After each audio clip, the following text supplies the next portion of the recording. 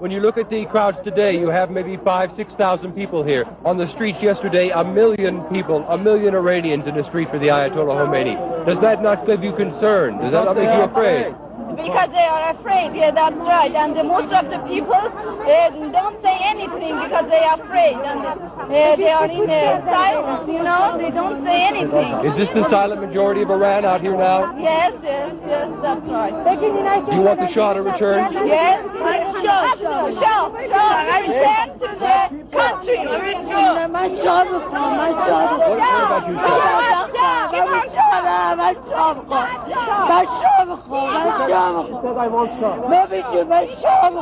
Shah? Why do you want the Shah? Why does she want the Shah?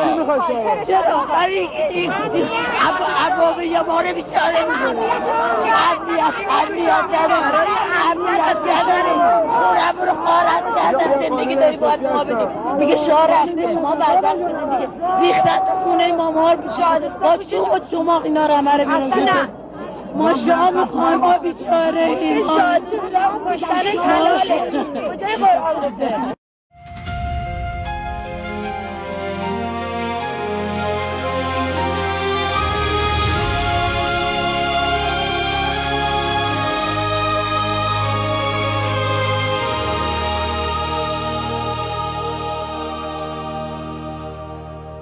47 years we've been bleeding in the dark, under the shadow of the Islamic regime, with a stone-cold heart. They silenced our voices, they turned off our light. 58 days without internet, but we still fought the night. Our children took the streets, they raised their empty hands, and the world looked away. Do you understand? Do you know Europe? Do you know what's been done? Do you know Europe? 42,000 souls are gone, killed in 2 days by a regime drenched in blood. Do you know Europe? Or have you just given up? Do you know Europe? Do you feel anything at all? Or did something break inside you while Iran answered the call? Do you know Europe? 42,000 lives, 2 days, that's all it took. Mothers and fathers and sons, did you even look? We stand with Crown Prince Reza Pahlavi, our hope and voice. Millions behind him marching, he is our only choice. He only fights for freedom, democracy and human rights. But you mock him in your chambers while he fights for our lives, to pull us out of this darkness, this century-long night, while you sign deals with our killers and call it diplomatic right. Do you know Europe?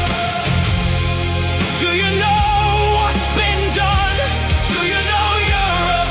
They hang 60, 40 souls one by one, hang within 4 months by a regime drenched in blood. Do you know Europe? Or have you just given up? Do you know Europe? Do you feel anything at all? Or did something break inside you while Iran answered the call? Do you know Europe?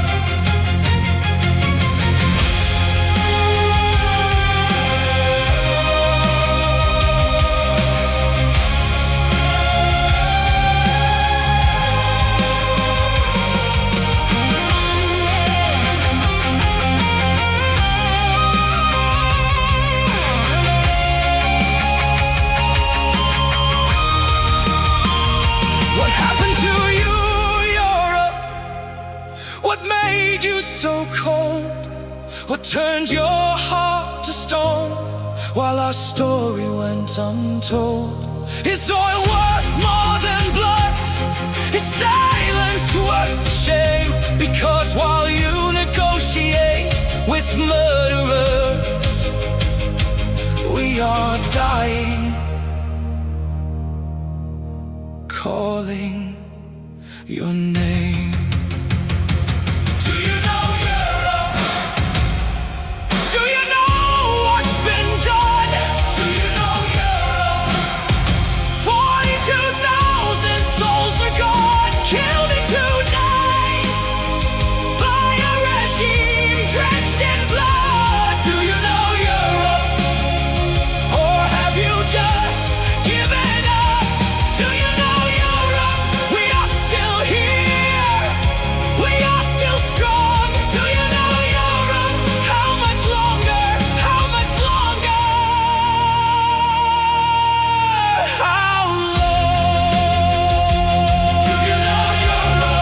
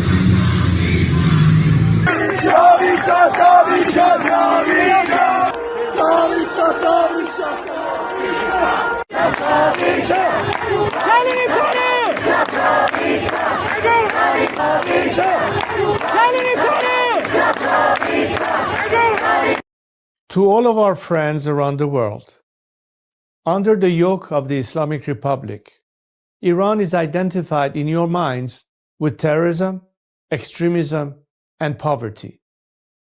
The real Iran is a different Iran, a beautiful, peace-loving, and flourishing Iran. It is the Iran that existed before the Islamic Republic, and it is the Iran that will rise again from its ashes the day the Islamic Republic falls. So let me be clear about how a free Iran will act towards its neighbors and the world after the fall of this regime. In security and foreign policy, Iran's nuclear military program will end. Support for terrorist groups will cease immediately. A free Iran will work with regional and global partners to confront terrorism, organized crime, drug trafficking, and extremist Islamism. Iran will act as a friend and a stabilizing force in the region, and it will be a responsible partner in global security. In diplomacy, relations with the United States will be normalized, and our friendship with America and her people will be restored. The State of Israel will be recognized immediately. We will pursue the expansion of the Abraham Accords into the Cyrus Accords, bringing together a free Iran, Israel, and the Arab world. A new chapter will begin, grounded in mutual recognition, sovereignty, and national interest. In energy, Iran holds some of the largest oil and gas reserves in the world. A free Iran will become a reliable energy supplier to the free world. Policymaking will be transparent. Iran's actions will be responsible. Prices will be predictable. In transparency and governance, Iran will adopt and enforce international standards. Money laundering will be confronted. Organized corruption will be dismantled. Public institutions will answer to the people. In the economy, Iran is one of the world's last great untapped markets. Our population is educated, modern, with a diaspora that connects it to the four corners of the world. A democratic Iran will open its economy to trade, investment, and innovation, and Iran will seek to invest in the world. Opportunity will replace isolation. This is not an abstract vision. It is a practical one, grounded in national interest, stability, and cooperation.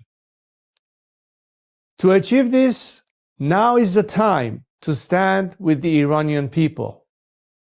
The fall of the Islamic Republic and the establishment of a secular, democratic government in Iran will not only restore dignity to my people, it will benefit the region and the world.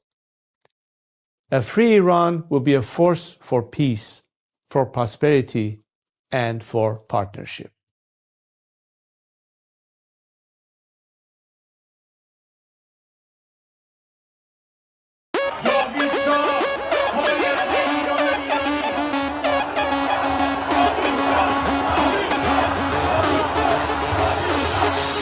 وقتی واسه غم نی گرچه قصه آمون کم نیست همه خسته این قبولم ما فرصتی واسه ماتم نیست روشن میشه فردا خورشید سرزمین ما سرم باز و سینه سپر بلند میگم جاوید شاه وقتی واسه غم نی گرچه قصه آمون کم نیست همه خسته این قبولم ما فرصتی واسه ماتم نیست روشن میشه فردا خورشید سرزمین ما سرم باز و سینه سپر بلند میگم جاوید شاه روبروم یه واژه یه هدف به نام انتقامه پشت سرم دعای مادر و تو دستم تفنگ بابامه رو زبونم اسم شاه بگین عشق بی انتهاست هر جا اسم ایران اومد اونجا صدای بچه رضاست فردا می نویسن تو کتاب قصه دیمار بگو با تیر جنگی کشتن بچه های بیگناه رو بگو از بخت مادرها شیر زنا و دخترامون بگو تنها شهید شدیم تا تنها نمونه شامون وقتی واسه غم نی گرچه قصه آمون کم نیست همه خسته این قبولم ما فرصتی واسه ماتم نیست روشن میشه فردا خورشید سرزمین ما سرم باز و سینه سپر بلند میگم جاوید شاه وقتی واسه غم نی گرچه قصه آمون کم نیست همه خسته این قبولم ما فرصتی واسه ماتم نیست روشن میشه فردا خورشید سرزمین ما سرم باز و سینه سپر بلند میگم جاوید شاه وقتی واسه غم نی گرچه قصه آمون کم نیست همه خسته این قبولم ما فرصتی واسه ماتم نیست روشن میشه فردا خورشید سرزمین ما سرم بالا و سینه سپر بلند میگم جاوید شاه سلام من به تو یار قدیمی منم همون هوادار قدیم سید سلام چطوری مردک کلی کتلت شدین دایی بدون مدرک سلام بسیجی قهرمان رفتی پیش توسی با پنیر و یه نون سنگک سلام به محفل قرآنیتون سلام به مدیرای بحرانیتون سلام به حاجی اکبر و طوله هاش و خارج و رفقای ارگانیتون سلام به دزدای پول ملت که تش میفتین توی تور ملت سلام به همه شما کرکسایی که دارین نونتون رو میزنین تو خون ملت ساکتش زیر دست و پاک و تک بخورین حالا هی به یه بادکنک بدوین سلام آخر تو زندان باشه وقتی قرار به این آب خنک بخورین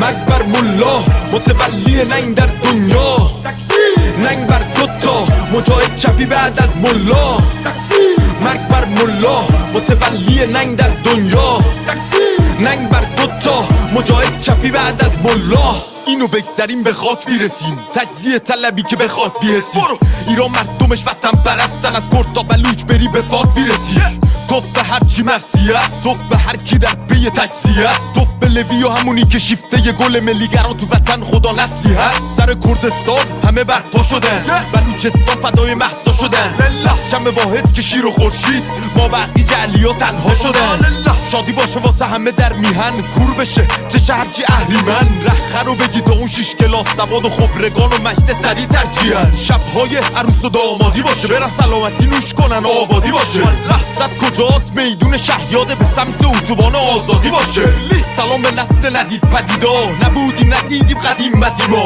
شاه بود تو شادی کل میزدین حالا شاه بر میگرده پیک میزنین مرگ بر ملا متولی ننگ در دنیا ننگ بر دوتا مجاهد چپی بعد از ملا مرگ بر ملا متولی ننگ در دنیا ننگ بر دوتا مجاهد چپی بعد از ملا مرگ بر ملا متولی ننگ در دنیا ننگ بر دوتا مجاهد چپی بعد از ملا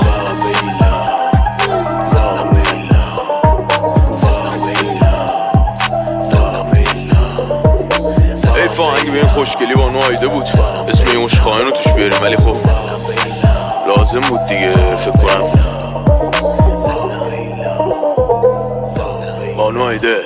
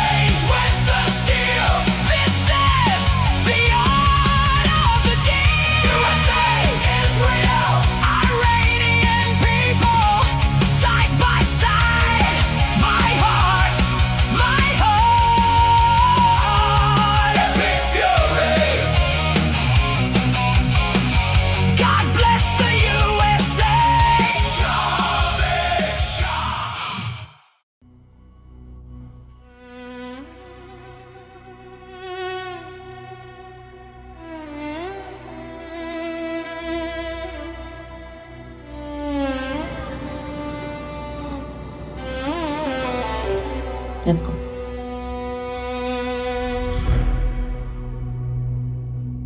میخوام بگم از دلم، از عشق به این میهنم، به امید روز شکست دشمن شاه برمیگرده به وطن.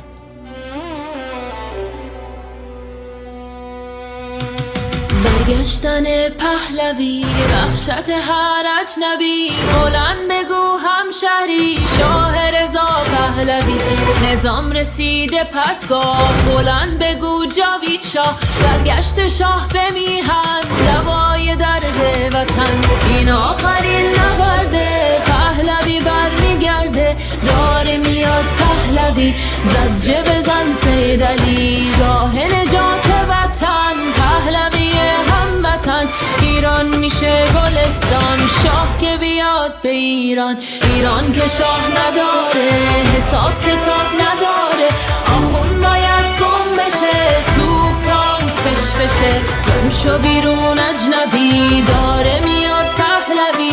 فریاد بزن جاوید شاه، شعار هر وطن ها.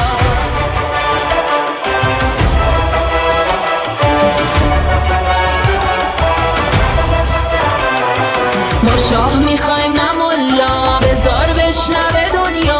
ایرانی داد بزن، شاه تو فریاد بزن. برگشتن پهلوی، وحشت هر اجنبی. بلند بگو هموطن، شاه رضا پهلوی. فریاد بزن جاوید شاه، شعار هر وطن خواه. بلند بگو جاوید شاه، شعار هر وطن خواه. فریاد بزن جاوید شاه، شعار هر وطن خواه. فریاد بزن جاوید شاه، شعار هر وطن خواه. بلند بگو جاوید شاه، شعار هر وطن خواه.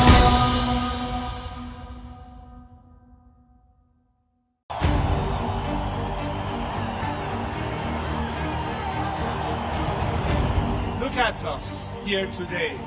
We see so many flags representing so many nations. We know we are not alone, and we thank you for being with us. For all people around the world who stand today in unity with the Iranian people, this is not just because it's good for us, and you do it out of compassion and care for our rights to liberty and justice and equality and human rights.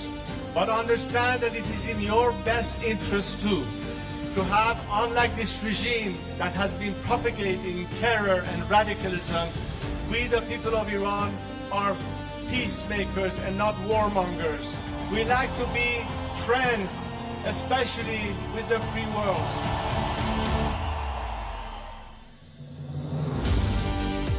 We'd like to be able to have the best neighborly relationship with the people of our area and the region, with the Arab countries, with Israel, and all our other neighbors. We are fighting for justice, we're fighting for human rights, we are fighting for liberty, we're fighting to put an end to all sorts of discrimination. Because as an Iranian, I stand here to tell you that I've dedicated 47 years of my life because I think that my country deserves far better than what we have right now.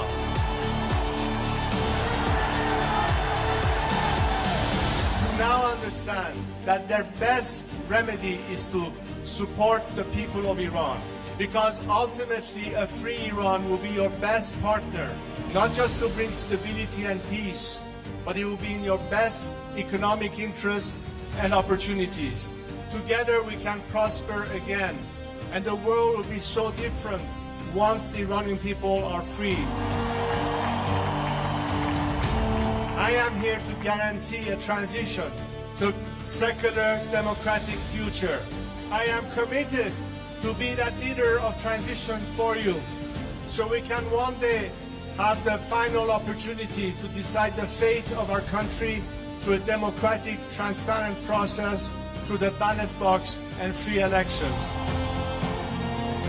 And let's make sure that this time, especially the free nations of this world and their governments, stand on the right side of history.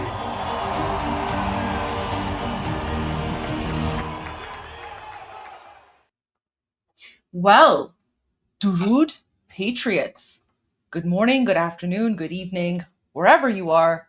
Welcome to day 170 of Iran Revolution Live with your wonderful and amazing host, Mr. ARMIN NAVABI. And your wonderful and amazing host, Goldie Ghamari. Thank you. ARMIN, how are you doing today? I'm so happy. We're getting ultimate levels of humiliation and infighting from the regime and their supporters. We're getting not just a digital signature, but a ceremonial signature as well, meaning that there's going to be pictures of them signing, which oh my God, this is going to be devastating, Goldie, to the regime supporters. They're going to have to sit with the people who killed their supreme leader and sign an agreement with the people who killed the supreme leader and his entire family. Instead of the great revenge, they're getting the great humiliation. This is beautiful. Sikte mikonand. Like they're gonna have strokes, they're gonna have heart attacks. ARMIN, who's even going to go there to sign this? Who's gonna like risk their life to go and sign this? So JD Vance is saying it's going to be Ghalibaf and Arakchi. Oh no! Oh no! Oh my gosh, guys, look at this, look at this, look at this. This is just, I know ARMIN has a whole bunch, but I really wanted to share this video. Look at this video, guys. Oh my gosh. Wait. They even translated this into English. Guys, this is the stuff you don't see in the mainstream media. Look at this. So these are the Durka jihadis. They're in their like white shrouds, and they're basically calling for the death of anyone who signs the deal. This is how the Islamic regime supporters are reacting. Watch this.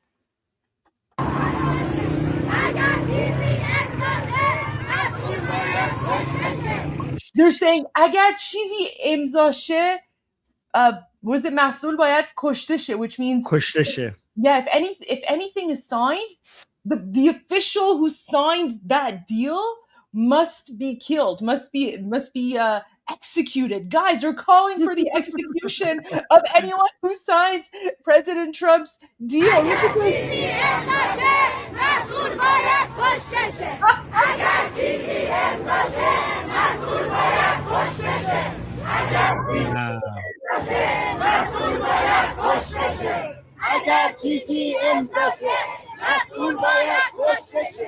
So this is the crazy part. Like while everyone in like Western media, they're all like, "Oh no, President Trump is folding!" Like, "Oh, this is the end." He just and by the way, I actually went on Piers Morgan earlier today. I just came out of that. And the narrative they're pushing is absolutely ridiculous. Piers Morgan is like, "Oh, like, Trump is backing out. He just wants to end it. The regime is stronger than ever." Anyways, I had to deal with that. But oh my gosh, look who's here. Oh my gosh, I didn't even realize. Welcome. Durud, thank you guys. Durud. So, oh my gosh, yeah. So I just came off of Piers Morgan, and like the narrative that like the Western, anti-Trump people are pushing is that, President Trump is folding, and this is a loss for the United States, and the Islamic regime is coming out stronger than ever. Meanwhile, I literally went there and I was like, what are you guys talking about? Like, the Islamic regime is collapsing. I said on Piers Morgan, they're literally calling for the death of Ghalibaf and Arakchi. How do you guys not see this as like the Islamic regime collapsing? And it's Piers Morgan. They refused to listen. It was, basically they had like some weird guy named Wahajat Ali or something, like some Pakistani guy come on, and he was just like basically saying this is all Israel, like the whole like usual like anti-Jew. When do we get to see that? I don't know when it's going live. It was filmed today. I think it usually goes live around 3 or something. We'll see. Right. But Yeah, so guys, so watch this again. Now that you have the context, right? So and Potito, I want to go to you as well because I know you have updates for us. But guys, this is the context. This is the framework for everything that we're going to talk about during this, today's show, President Trump's True Social posts and all of that. So when I tell you that President Trump has put the Islamic regime in a checkmate position, this is what I'm talking about, because no matter what decision they make, it's going to lead to their downfall. Because like Armin was saying, like, can you imagine like a signing ceremony? Like, could you imagine like Taliban for Arokchi next to JD Vance or President Trump shaking hands with the killers of their beloved Ayatollah? Oh my gosh. Okay, watch this again, then we'll go to the rest.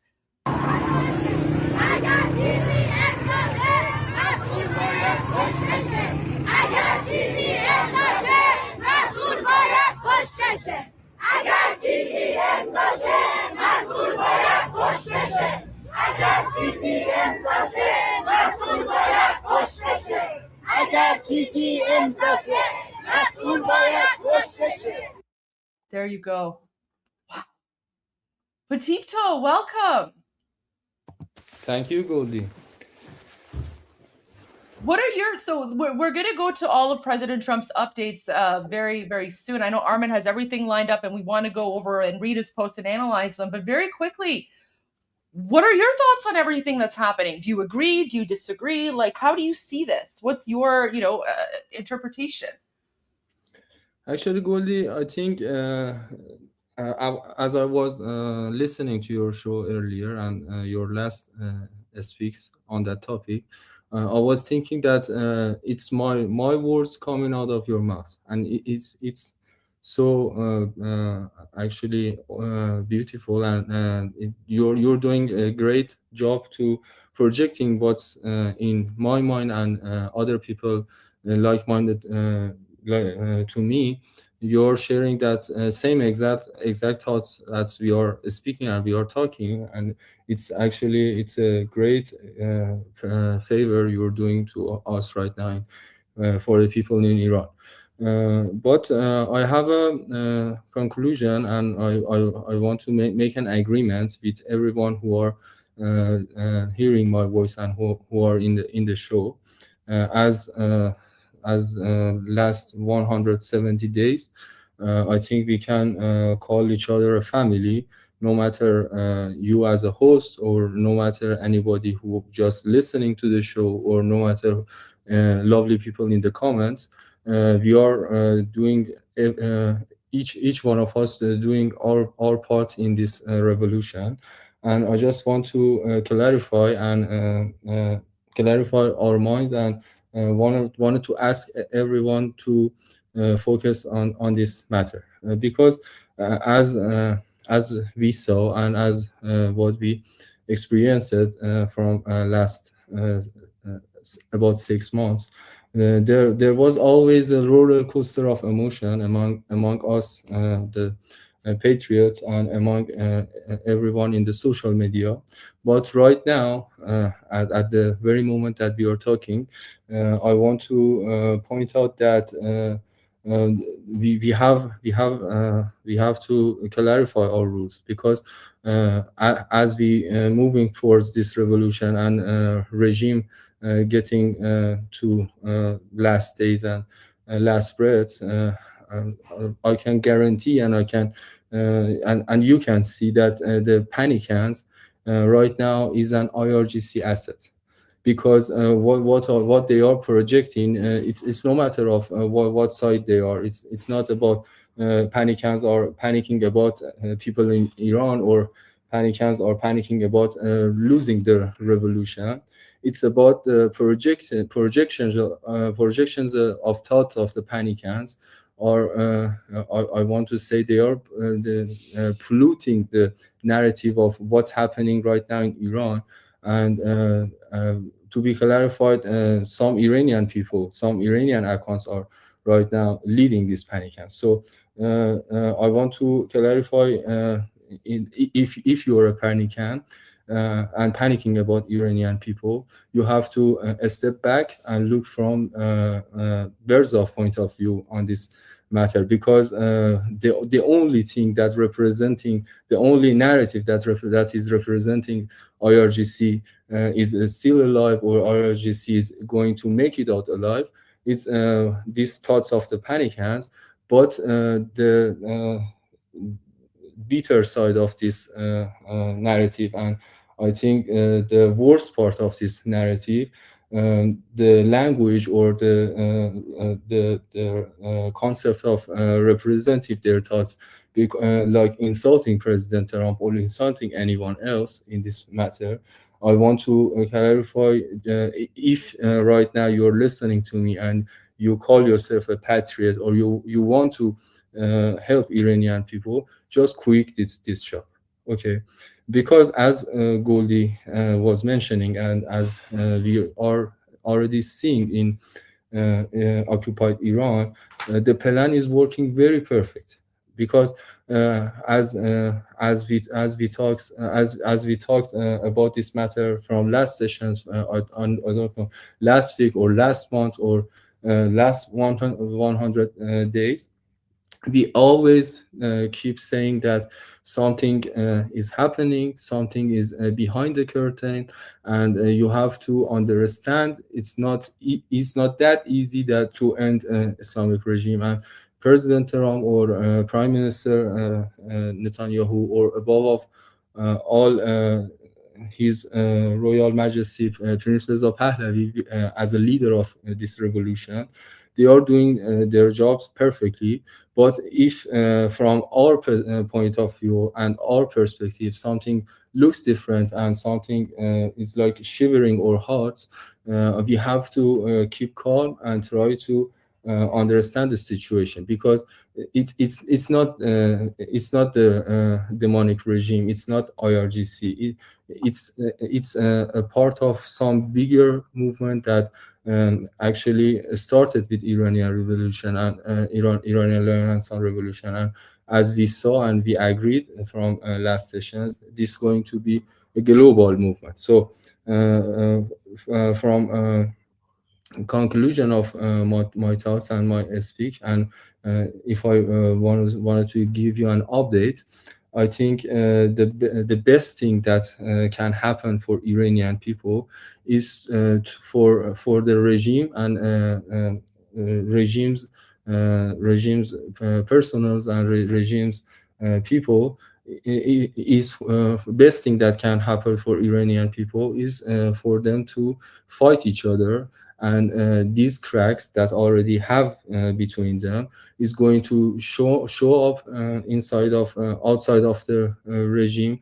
And as the people on the street can saw what's happening from the last night, this going to echo so well among people and among regime people, is echoing so well that we can guarantee the regime is past the point of the no return. For example, you do not used to this Dorka people, and you do not familiar with these people. You just saw a picture of them, or you just heard about their mentality. You just heard their speaks and thoughts. But if I wanted to make an example, these are savages that can kill each other for just living another day. And this is the main point for our revolution, to use themselves as a gun against themselves. And what's these negotiations and what's President Trump with economic chokehold and negotiation and humiliation is doing right now, I guarantee is going to end up so well for cracking among people's regime, that these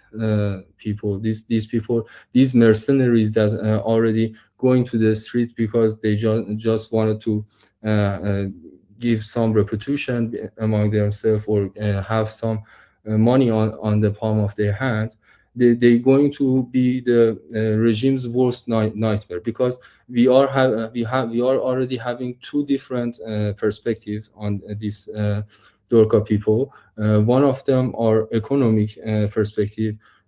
Some of them, for example, half of them are doing this because they are needy. They just wanted to have some improvement or just have some money on their hand, and half of them are doing this because you believe it or not, they are people who believe in IRGC, who believe in IRGC domination, who believe in dominating the world, who believe in defeating America, and these two have gathered around and created IRGC. Right now, we are seeing and experiencing losing a belief among these people, because some of them are apparently smarter from another one, and are already seeing that they have lost the negotiation, they have lost every faith, they have lost their leader, and they have lost everything that thought they're going to have.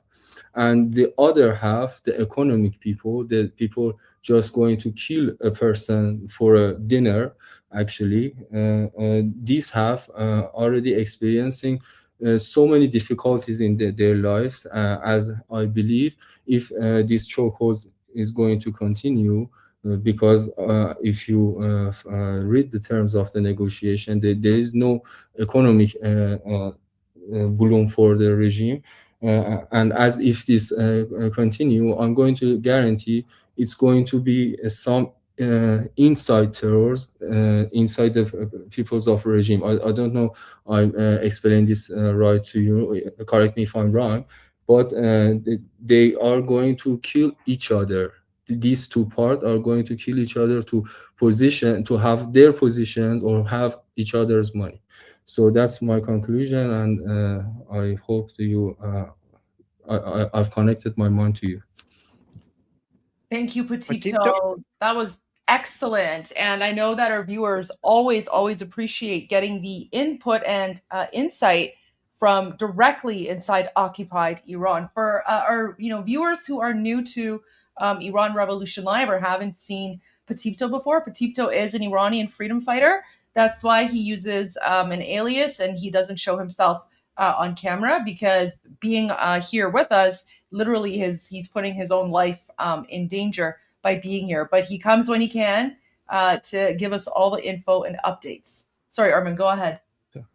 No, Petito, I don't know if you have seen the Persian shows that I'm doing, because I'm following exactly your guide and providing hope and reminding people that we need to keep unity and that people should avoid saying things that makes the regime happy.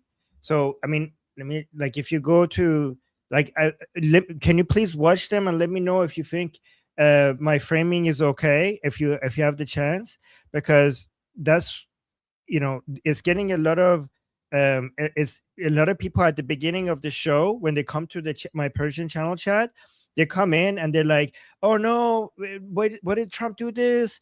We lost, they sold us out. And at the end of it, the comment, if you look at the chat, everybody like, oh, Armin, okay, things are actually better than I thought. Thank you for like changing my mind. So just go check the comments at the beginning of the show.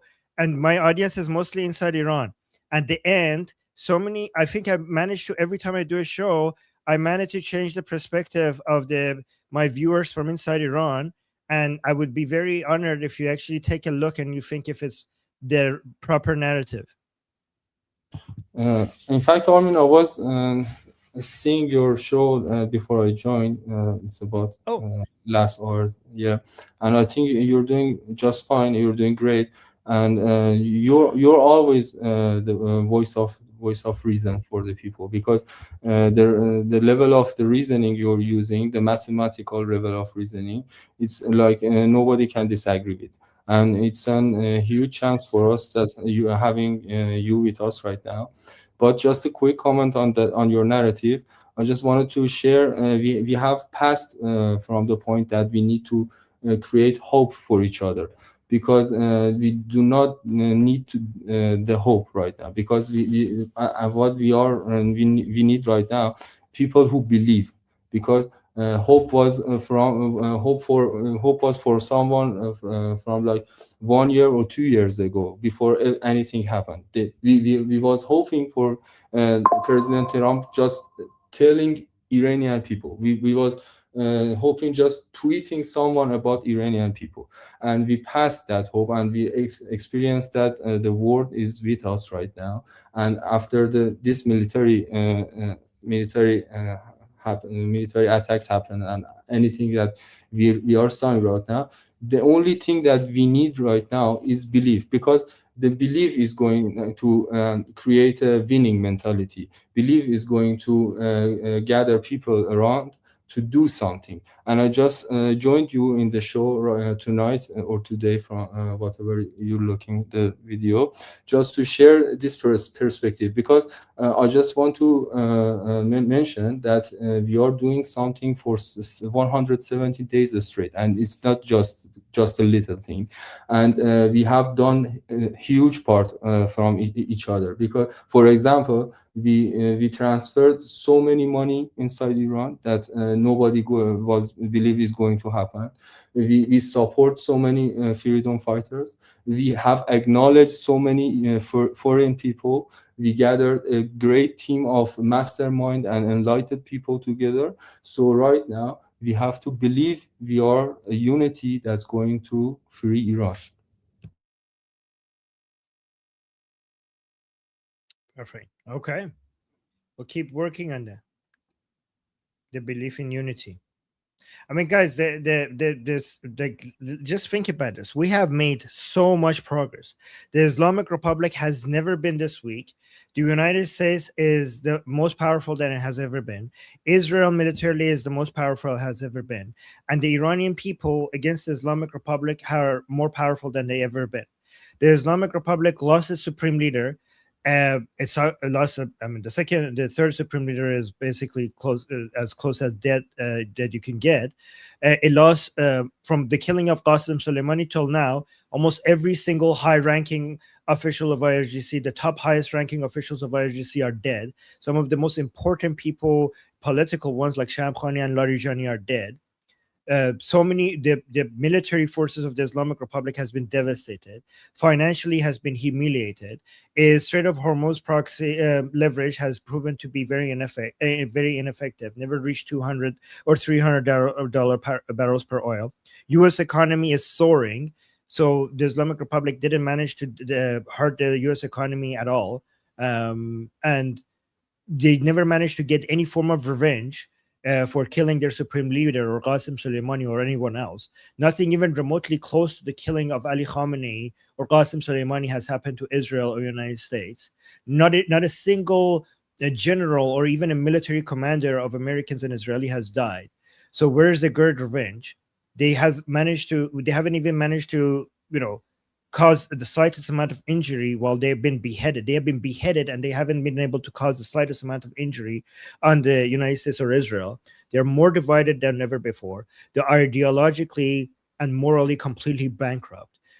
And now, on top of all of that, they're coming to the people who murdered their number one hero, Qasem Soleimani, and then their supreme leader and his entire family, except his son, I mean, also maybe his son, was killed. And now they are going and physically sitting next to the people who murdered, in their words, not mine, their supreme leader, and signing a humiliating agreement that is going to devastate the regime supporters and cause so much internal division and fighting. Like, guys, 1 year ago, if you told us that we're going to be here 1 year from now, this level of devastation, this level of damage to the Islamic Republic was unimaginable. We have caused so much damage to the Islamic Republic in such a short amount of time. And the Iranian people are more united than ever before. The Iranian people are more organized than ever before. The Iranian people now have a leadership that they never had before, under the leadership of Princess Pahlavi. Like, the opposition against the regime has grown so much, and the Islamic Republic have been weakened so much in such a short amount of time. Like, we're moving really fast in the right direction. Some people get disappointed because it's not as fast as they hoped it would be, but it's still faster than anything anybody could imagine just a year ago or 2 years ago. So just adjust your expectation and realize that this is a marathon, not a sprint, and we're still moving in the right direction at really good speed.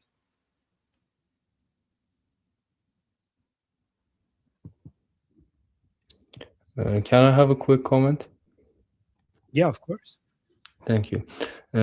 On matter of topic that you was talking, I want to notify people that Islamic regime of occupiers of Iran, IRGC, was whole plan of living among others in this world for for the last 47 years was asymmetric warfare. Everywhere you go, there was talking asymmetric warfare. There was talking about they have to shoot or $20,000 with $1 million missile. And this idea, this house of cards, this picture that they were created among themselves and the people of the world has already sunk down to the bottom of the sea, because as Armin was mentioned and earlier, we are witnessing economic boom of USA, and we are witnessing the economic chokehold of IRGC. So if you know to focus on what points and what topics, you cannot unseen that we are winning and IRGC is losing. And on another thing that you have to have on your mind, with decapitation of the first and second and third row of IRGC commanders, these positions cannot be free or empty. So there are people needed to replace them. And at this situation right now we are witnessing in Iran, there are so many so little people that can have in the IRGC have in their hands. They are started to replace anybody with any place with anybody they can, and this is a huge death factor for the regime that lies with micromanagement and that lives with mercenaries among them, because they needed someone who can think, they needed someone who can to have experience and can act fast. But for example, as you was an Iranian personnel and Iranian people and passing through a checkpoint, for example, a year ago after 12 days war, and some of them get suspicious to you. These people at the checkpoints from last year and easily can break your mentality and easily can break through your guard and easily can detect you and make problems for you. But right now, when you passing a checkpoint, if somebody was at a checkpoint and somebody gets suspicious to you, you already can call the mind game and play the upper hand on their mind game. And it's just an example, because example of what position right now the regime are and what position the people are. So with a great communication and with a great goal setting right now, we are just waiting for the final call. And this call, everybody knows this one is going to be different.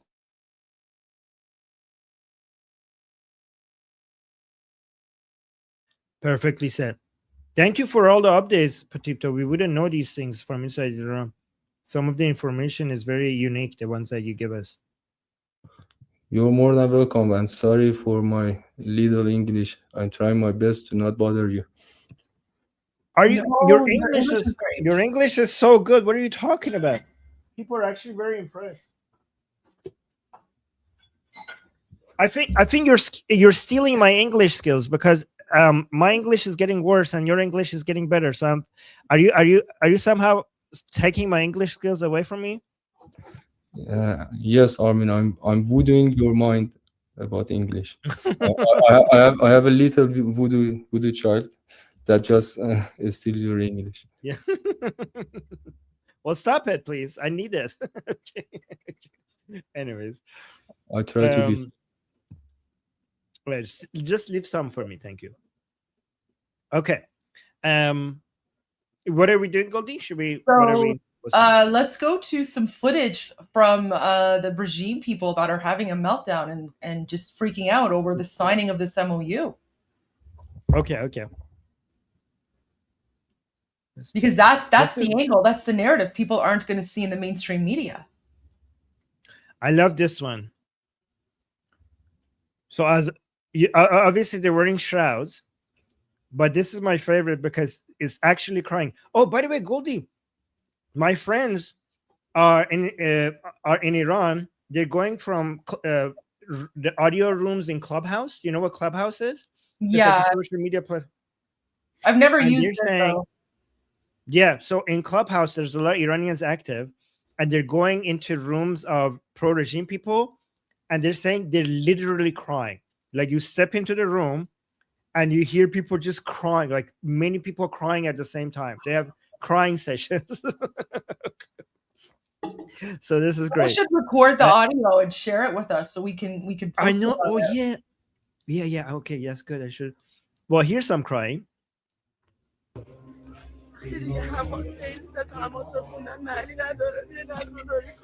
Oh no, they're penis, honey. They're crying. It's like, guys, it's all over. It doesn't matter anymore. Just come here and mourn with us. Like she's saying, how much did you sell the blood of our supreme leader for? Like for your own interest, you're selling the blood of our supreme leader. Just tell us, how much did you sell it for?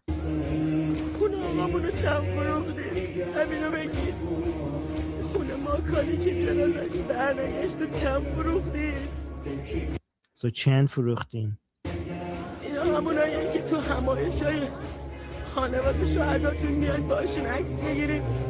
Like these women here are the same women that in the gatherings with the family of the martyrs, you come and take pictures from them, with them, but now you're betraying them. So basically she's saying these women are the family of our martyrs. So you take advantage of them, you take pictures with them, but now look what you have done to them. They're all sad because of you signing a deal with the Americans, signing an agreement with the Americans. You're making them all sad. Look at them, they're sad. But you go, when on ceremonies, you take pictures with them, but you're betraying them. Goldie, with the shroud, more people are pointing out they look more like penguins like than ever before, don't they? I know, kind of. Like it's just the weirdest thing. Yeah, this is a penguin costume. Like it's exactly, it's white in the middle, black on the sides, and the head is black. It's a penguin. Oh.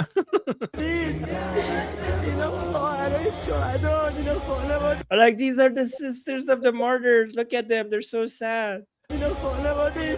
Guys, put a candle and a penguin. Oh no, penguins. People are putting penguins. Yeah, look at this. Oh my god, so sad. Penguin. I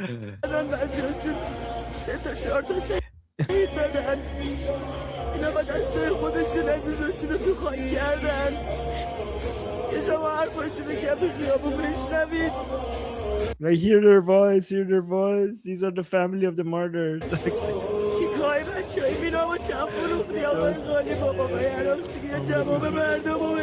Like Ghalibaf, Arakshi, come answer the people, be answerable to the people. Yeah, exactly. Sad penguins. Oh, so sad. Sad penguins. Sad jihadi Durka penguins. Sad Durka penguins.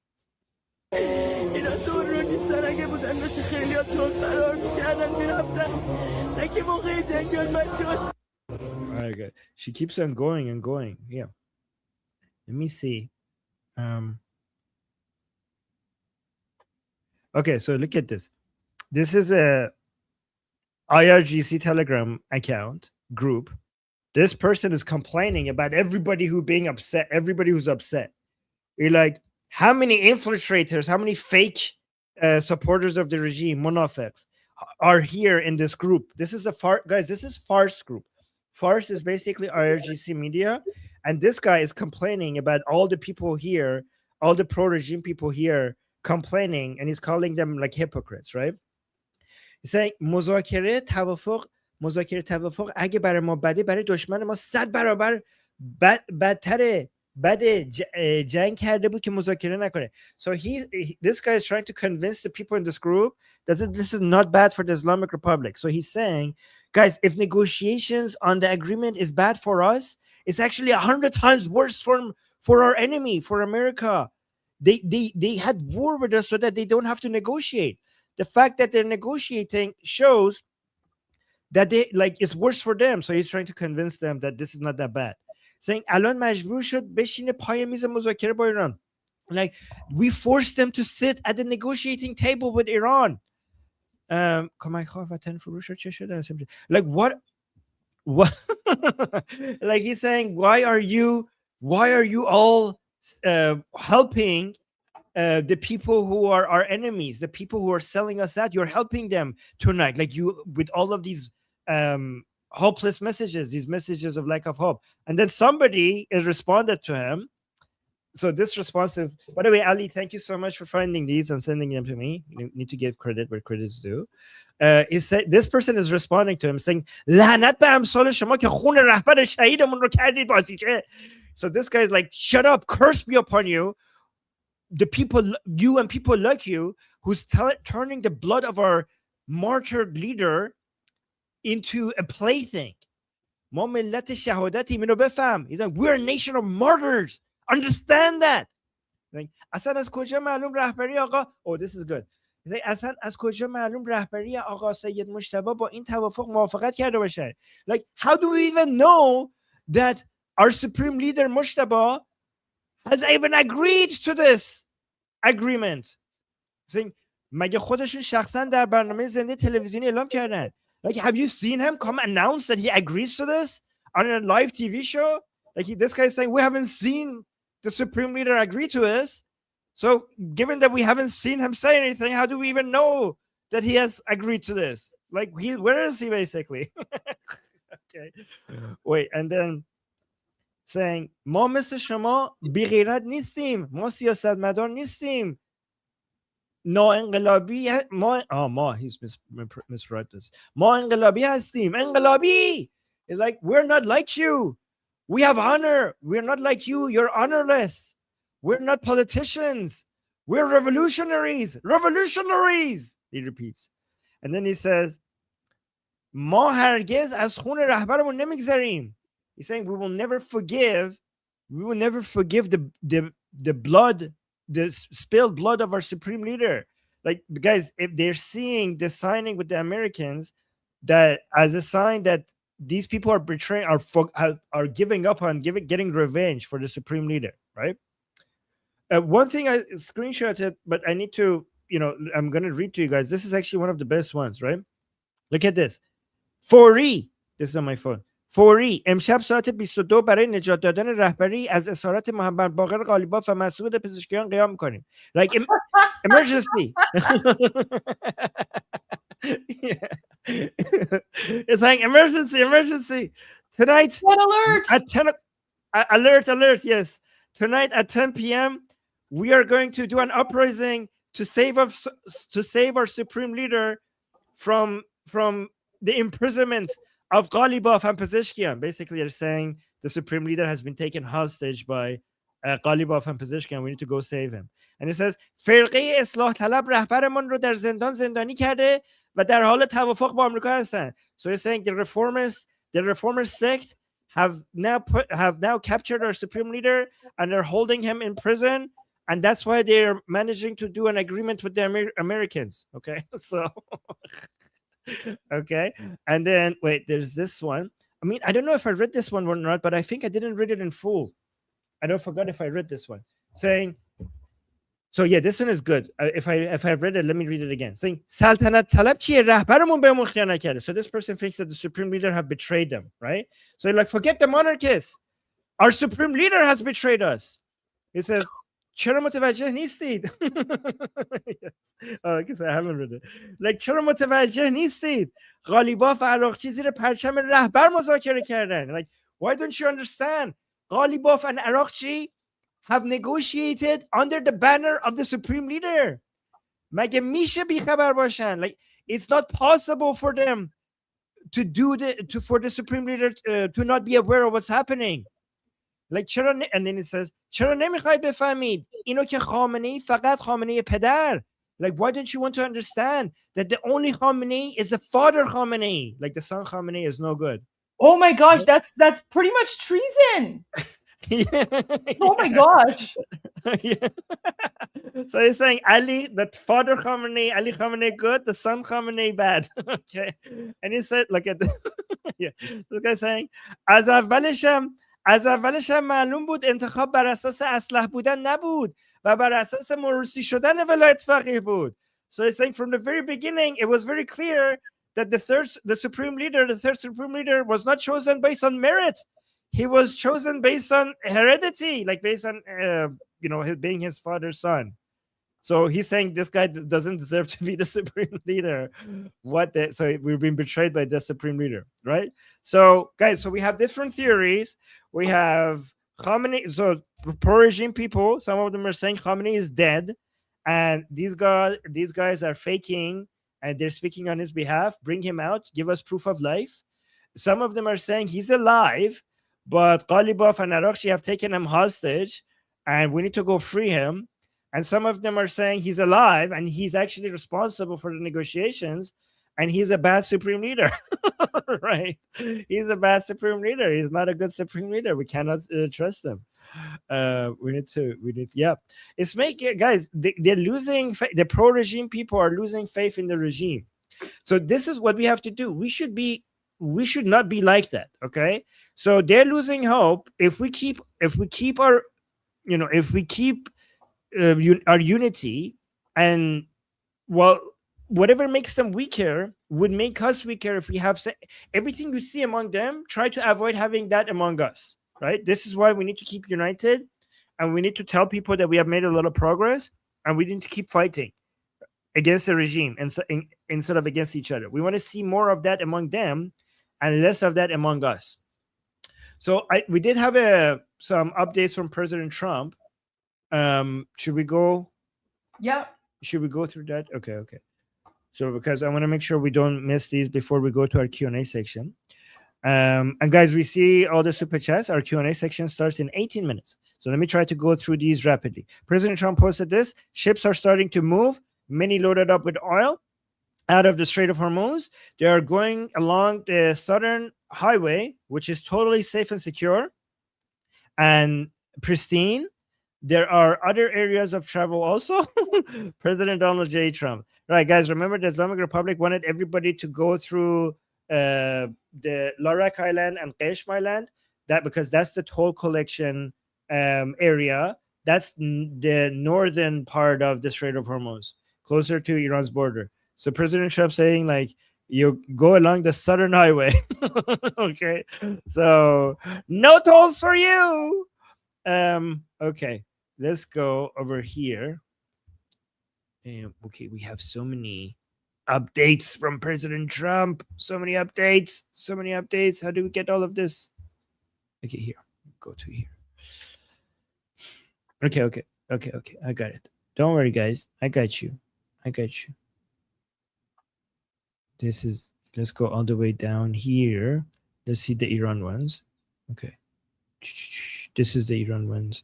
Okay. And we have some important JD Vance updates as well, which we need to get to. So we're not going to play this entire thing. We're just going to only play the Iran parts, okay? Mr. President, does the deal involve any sanctions relief for Iran? When would that go into effect? No, it doesn't. Well, they have to. It's really a behavioral thing. If they do what they're supposed to do, that starts taking effect. So this is very important. Nothing is going to be released other than the full humiliation and submission of the Islamic Republic. So it's behavioral. It's not based on pinky promises. President Trump, people are like, but how could we trust them? How could we trust the Islamic Republic? You can't trust them. Obviously, President Trump is not going to trust the Islamic Republic. Like, of course, he's not going to trust the Islamic Republic. Everything is going to be based on behavior, right? So that's good. That's good that we get the confirmation. So let's watch this again, this part. Mr. President, when will the text of the MOU be released? I think pretty soon. I would say, I mean, I want it to be released because it's a very powerful document. It's not like the Obama document, which was just a terrible document. It's a very powerful document, and I want it to be released. So probably pretty soon. I would say sometime after Friday, because the strait opens completely. It's open now, but it opens completely. We'll have all the mines knocked out of, for the most part. We have a lot of lanes right now already. Mr. President, so I think a lot of lanes is very important to hear because the Islamic Republic only approves one lane. Now already. Mr. President, so I think sometime in the very near future. Yeah. So guys, everybody is really excited to see the MOU. Like the text hasn't been seen yet. And also, guys, one thing that the regime supporters are saying is that why are we no mahram? Why is the regime not showing the pro-regime Iranian people the text? So one of the main complaints that I'm seeing for the pro-regime people is why do we hear what's in the MOU from President Trump before we hear it from our own officials? Like they say, like curse you that our officials are betraying us so much that we have to go and listen to this. The person that killed our supreme leader you have made the person that killed our supreme leader the source of our information, that we have to go listen to him for us to figure out what the hell is going on before you actually tell us what's going on. This is like really making them upset. Okay, so we had some really important updates from JD Vance. I'm gonna quickly go through this. It's 6 minutes only, but I think this is very important, so we have to listen to this regarding everything. Let me actually close some tabs so I don't have it's too messy and too busy. Listen to this. Now with Vice President J.D. Vance to discuss the latest ceasefire agreement in the war with Iran. Mr. Vice President, thank you for joining us this morning. You know, back on March 6th, about a week into the war, President Trump put out a post on Truth Social saying there will be no deal with Iran except unconditional surrender. So why did he reverse course and agree to this deal now? Well, George, I don't think he reversed course. I think fundamentally the president's argument was we are going to use the military to exert pressure on Iran, and we're going to get something that is good for the American people, and now we have that. And just to recap where we are, George, Iran's nuclear program is completely destroyed. What this deal fundamentally does is it reopens the Straits of Hormuz. You see oil prices have already come down substantially just in the last 24 hours, but it also simultaneously provides a two-path option for the Iranians. On the one hand, if they continue to try to rebuild their nuclear program, this deal ensures they will never have the resources in order to do that. On the other hand, if the Iranians are willing to give a long-term commitment, along with proper verification to giving up that nuclear weapon, we're willing to welcome them into the world economy, to lift some sanctions, and to turn over a new leaf in that relationship. What the president. So, guys, remember, there's an MOU, which is ceremonial signing of it is going to be Friday, and the digital signing of it has already happened. That is miles and miles and miles away from the deal that they're talking about. Okay, the deal that they're talking about, the most fundamental part of it requires the Islamic Republic, but this is why it's so hard to believe that a deal is possible, because it would require the Islamic Republic to give up its most important deterrence capability to the people who killed their supreme leader and Qasem Soleimani, right? And the reason why that would damage the regime beyond repair is because this MOU has already broken the regime. Imagine what that deal would do if you have that deal. The regime supporters will lose their mind. I mean, they already lost their mind. So imagine what a deal like giving up their most important deterrence capability would do. So that is by far, like, as humiliating as this MOU is, that the giving up the enriched uranium is 1,000 times more humiliating. So the internal division within the regime would be like hard to explain how devastating that is going to be. But even more important than that, yes, even more important, as bad as that's going to be for the Islamic Republic, the worse it's going to be worse given that the Islamic Republic is going to be fully naked. This is their most important deterrence, like their most important shield, and they would be giving it up. So it's hard to believe that why would the regime even do that? Like the MOU seemed like a very difficult thing to get, the signature on the MOU from the regime, but the deal seems even more impossible. However, never say never, because President Trump has already managed to do two things that seemed impossible. One of them was to get the Batch Shia to Bakhbade, which means for a Shia boy to actually accept defeat. This is a miracle, guys. This has never happened in history, and President Trump has managed to do that, right? So well done. So that seemed impossible, and President Trump did it. And getting a signature on this MOU was also seemed impossible, and President Trump managed to get that done. So as impossible as the Islamic Republic giving up the enriched uranium scene, it seems to be, President Trump has already managed to do two seemingly impossible things.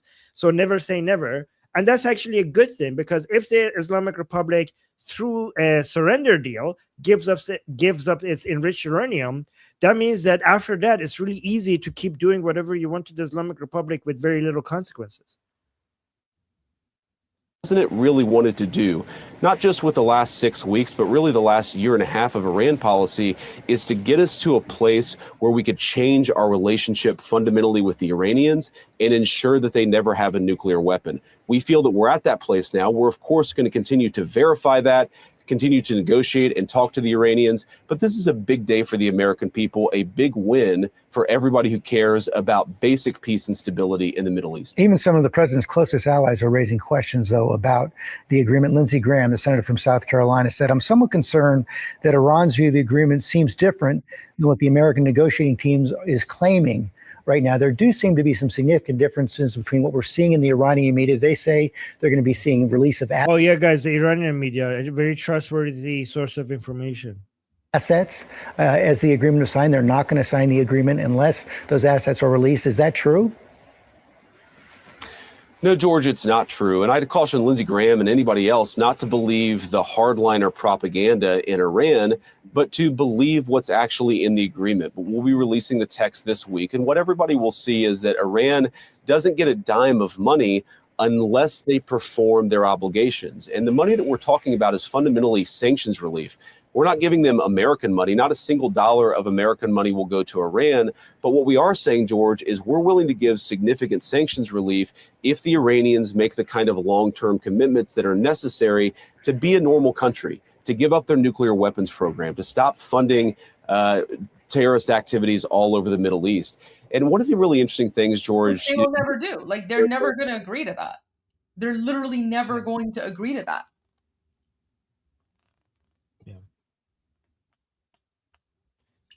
It's good to drag them through the humiliation. Yeah. To that point. Yeah.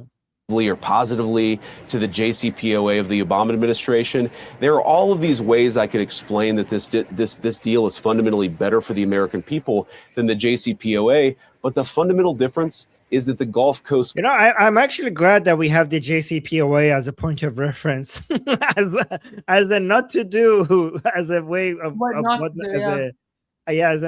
not to do. Coalition, our Arab partners in the region, they hated the JCPOA because they felt that it emboldened Iran to be a bad actor. They love this deal because they feel that it's going to create a totally new dynamic in the Middle East. That's a great testament to what the president and the entire team has accomplished. Again, we got to verify here, George. This is not going to be a short-term solution. This is going to require a lot of engagement and diplomacy.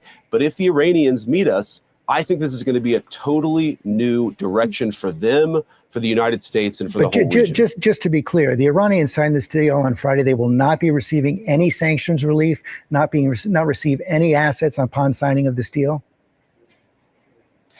Well, we already signed the deal digitally yesterday, and there's been no money released, and that won't change, George. Again, this is a performance-based thing. If we see the Iranians making, for example, taking action to eliminate their stockpile of enriched material, then yes, sanctions relief will follow. If we see the Iranians taking action to allow the kind of verification regime that we need to see to know that they're not going to build a nuclear weapon, yes, sanctions really. You know, I'm completely okay with this. If it is actually the way JD Vance is saying, the humiliation required for the verification, the pulling of the teeth of the Islamic Republic, making it, you know, all ready for the eventual kinetic military operations that we know one way or another is going to come. This is fantastic. In Persian, we call this Bapambe Sarboridan, right? Like it's the softest way of disarming your enemy and getting them ready for absolute destruction eventually. Will follow. So this is really about walking down. Like you're disarming them without war, and you're humiliating them while you're doing them at the same time. It's fantastic. A pathway here where the Iranians will be welcomed into the world economy if they do the right thing. And George, we have to remember, their economy is fundamentally destroyed. Their nuclear program is fundamentally destroyed. If they don't do the right things, if they don't allow the verification regime, they're never going to have the money to rebuild their nuclear program to begin with. So this is fundamentally a win-win for the American people. What the president has said is he wants it to be a win for the Iranian people as well. So guys, think about the level, like think about the US power. You have bankrupted the regime to the point that they're so desperate for cash, and now you're throwing change at them and like dance monkey. Like you have made them poor and desperate for cash, and they're now dancing to your tune because you're throwing pocket change at them. Well, but that requires some real trust building and some real positive conduct from the Iranian political system. We're going to see if that happens. If it does, they're absolutely going to find the president. Sorry. What? It's just so funny that anyone assumes that the Islamic regime is actually going to like follow along with like the terms and that the Islamic regime is going to act in like a normal way. Like it's just it's wild to me. Like I'm not laughing at JD Vance, guys. I'm laughing at anyone who thinks that the conditions that the United States is imposing on the Islamic regime will actually abide, right? Like they're not going to. So all these people who are like, oh no, like the US is gonna like release money to the Islamic regime. I'm like, well, they have to actually implement the surrender deal first. But everyone knows, like, well, I mean, not everyone, but I mean, at least you and I, we know that's never going to happen. So that's why I just like all the panicans to me. Like again, Armin, can you even picture like on the 19th, like Arakchi or Ghalibaf going to Geneva and standing beside JD Vance and shaking his hand as they sign the MOU? Oh my God. Like, you know what that would be an amazing thing to watch if it was actually happening. The only thing better would be for President Trump to show up himself and force them to shake his hand. That would be so amazing. Oh my God. That in and of itself would be a surrender deal. That would be like, even, yeah, the MOU would become a surrender deal. Exactly. Yeah. Kiss the ring if you want me to show you mercy. Exactly. Right. Wow. Anyway, sorry, just continue. The United States. Oh yeah, no worries. And the entire team, a willing partner to make their country more prosperous. You mentioned the support of the Gulf states. This is not being welcomed in Israel right now. The National Security Minister, Persian Gulf states, for the Israeli government says this is not binding on the Israeli government. The defense minister of Israel says they are not going to pull troops out of Lebanon. Could that complicate the deal? Yeah, I mean, why would they? They're defending their country against Hezbollah aggression. Well, George, everything's going to complicate the deal. As you know, in this region of the world, even a ceasefire, sometimes they're a little bit dirty. It goes from shooting a lot to shooting a little to shooting not at all. But what we fundamentally believe... Did we ever get shooting not at all? Is that this is going to be a good deal for the people of Israel, for the people of the Gulf, the people of America, and again, potentially for the people of Iran as well.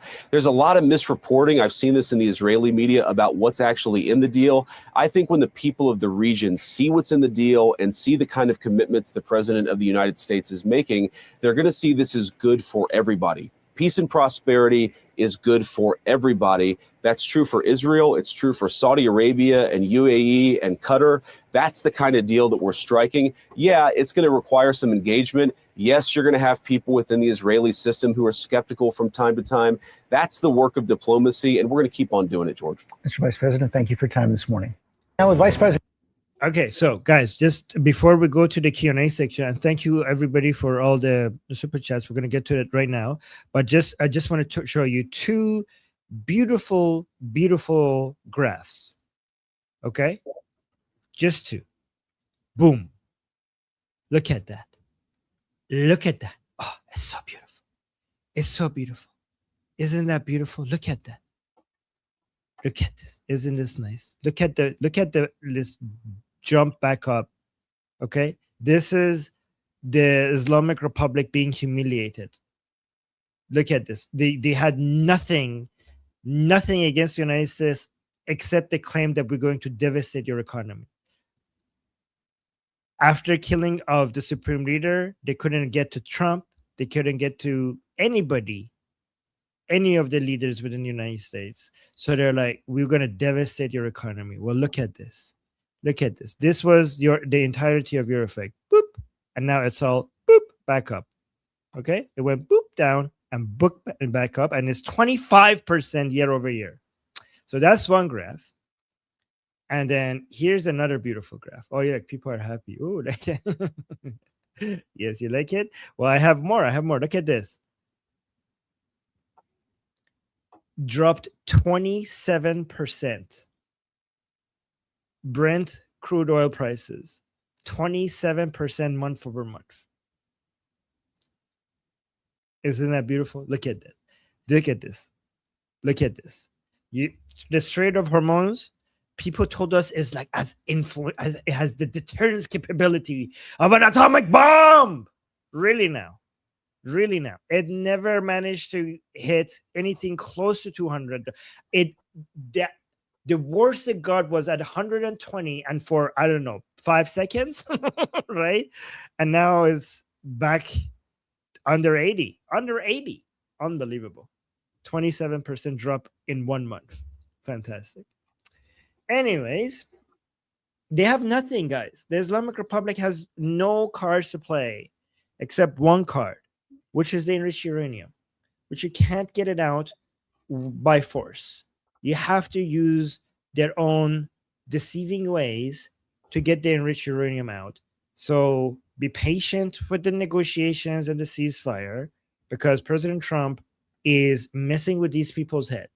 So this has to be attempted to get the enriched uranium out this way, because we don't want to put American soldiers at risk. We want to see if we could get it out without destroying too much of the infrastructure. But this method has to be tried before we try other methods. But so far, everything is moving in the right direction, and I'm happy with the results, especially given that what I'm seeing from the pro-regime Iranians, I'm happy with the results. And we don't know what's going to happen in the future, so don't judge the future, judge the past. The past shows that we're going in the right direction. Whatever happens in the future, we have devastated the Islamic Republic. We have caused unrepairable damage to the Islamic Republic. That's the past. The future is unclear. The past is very clear, and the past shows that we're winning this. Okay. Let's go to Q&A. Oh, let's remove this. Okay. So, Scruff Diesel with a generous super chat. Thank you so much, Scruff Diesel. Goldie, you want to read this? Sure. So Scruff Diesel says it's an MOA, Memorandum of Agreement, not a peace deal. I agree.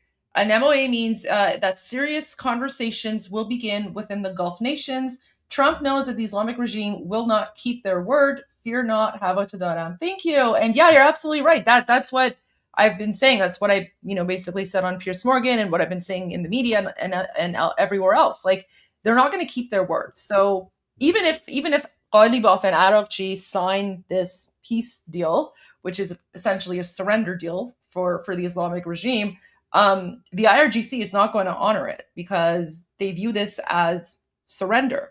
And President Trump said from the very beginning, unconditional surrender. So either way, like whatever decision the Islamic regime makes will lead to its collapse. It's just a matter of what is the journey. The destination is the same, right? The destination is the same. It's just the journey. How are we going to get there? And I think a lot of people are panicking because they assume that the Islamic regime is a rational, logical state actor. They assume that the Islamic regime does not want war, does not want violence. They assume that the Islamic regime acts like any other normal, rational government. But the Islamic regime is not. The Islamic regime is a 7th century Islamic death cult, right?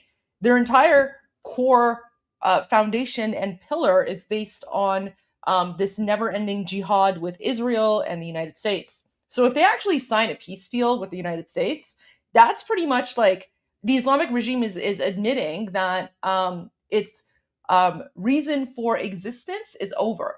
Because for 47 years, they've chanted death to America. Now, the United States exterminated their supreme dictator, Ali Khamenei, which they still haven't buried yet, by the way. He's rotting in a fridge somewhere. So 47 years of the Islamic regime chanting death to America, calling them the great Satan. President Trump responds by exterminating Khamenei. And now what? They're going to come sign a peace deal with the murderers of their beloved supreme dictator? How do you think that's going to go for the regime? It's going to be terrible. Even if they sign it, they won't even be able to abide by the terms. They won't be able to abide by the terms because that will essentially mean that they are weakened to the point that the Iranian people can rise up and overthrow the Islamic regime. That's what's happening here. And so that's why the regime is constantly trying to delay and push back, because the Islamic regime sees survival as victory. So there you go. Thank you. Thank you, Scruff Dizzle. Thank you, Scruff Dizzle. Yeah, fantastic. Goldie, there's no chance for me to go on Piers Morgan, right? They wouldn't have me. Like, I tried. The producers know. I've told them. So I know. I've done. But thank you for trying, though. I appreciate that. Yeah. Thank you, guys. Goldie to me is Havata Daram. Goldie always have a manadere. Thank you, Goldie. Maybe one day. Yeah, it's okay. It's okay. Okay. Stefan, am I pronouncing it right? Stefan, yeah, I think so. Thank you so much for the super chat saying, yesterday Murad Vaisi had a good take on the MOU. Yes, he did. I watched it. It was pretty good. Good, yeah. And then Stefan also was saying sacrificial goat. Is that Pezeshkian? No, he's referring to whoever's gonna end up signing the MOU. Oh yeah. In Oh, so that's Ghalibaf. Yeah, it would be Ghalibaf or Arafchi or who knows who. But yeah, whoever signs that is gonna have a very bad time. Yeah. Okay. Thank you, Stefan. Roman Viking with a super chat saying, are you aware of Hans Hermann Hoppes' book, Democracy, the God That Failed, in which he compares democracy with monarchy and a private property order? Okay, I mean, comparing democracy with monarchy, most monarchies right now in the world are democracies. So I don't understand. How could you compare democracy with monarchy? There is no contradiction between monarchy and democracy. I mean, Canada is a monarchy and a democracy. UK is a monarchy and a democracy. Sweden, Norway, Denmark. So, you know which monarchies are not democracies? The monarchies in the Middle East. Those are absolute monarchies. Except Iran. Well, yeah. Well, Iran's currently occupied by an Islamic regime. Prior to 1979, Iran was a constitutional monarchy, just like Western democratic societies. But the absolute monarchies are the other Middle Eastern and Persian Gulf countries. They're absolute monarchies. How come no one's ever criticizing them? But for some reason, we want to go back to a constitutional monarchy, and everyone's like, "Oh, what about democracy?" Well, what about all those Middle Eastern countries where there is no democracy? Well, judging by this title, I think this person is actually against democracy, and thinking that monarchy is better than democracy, which is stupid. Democracies actually work, and we Iranian people want both. We want democracy and monarchy, and there is no death of democracy. Democracy is the reason why the most powerful countries are powerful. United States is democracy, and it's the most powerful country on earth. So there is no death of democracy. If anything, the strength of United countries like United States and Israel show that democracy is more alive than ever before. Democracy works as long as it's a limited democracy in a form of like a republic or a constitutional monarchy. Like, you don't want to have the tyranny of the majority. You want to have limitations to majority rule. Yeah. Thank you, Roman Viking. I'll try to remember that name. Wait, actually, let me try to remember that. Answer ups. Okay. Hulda, thank you so much for the super chat, saying, what about the funds that have already reportedly been given to the regime that they have already reputedly started to hand out to the IRGC members? No funds have been released. There is no funds that have been released except the funds that the Saudi Arabia and the UAE have given to the Islamic Republic for not being attacked.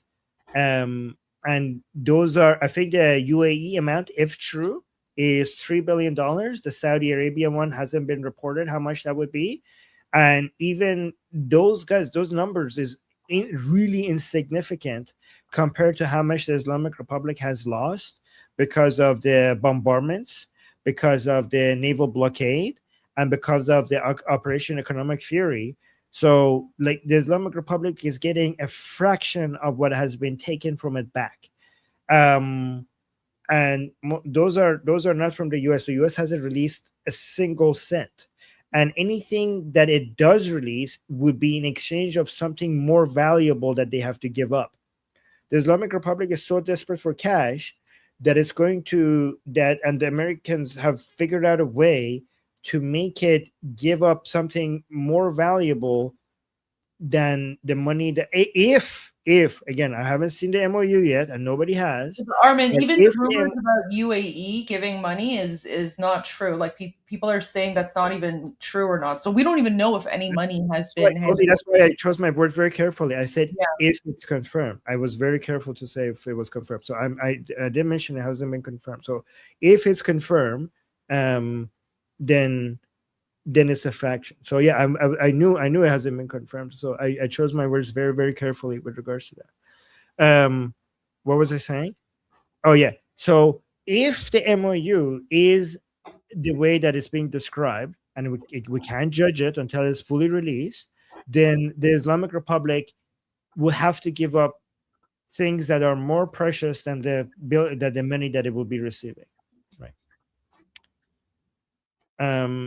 All right, let's go to the next super chat. Thank you, Hulda.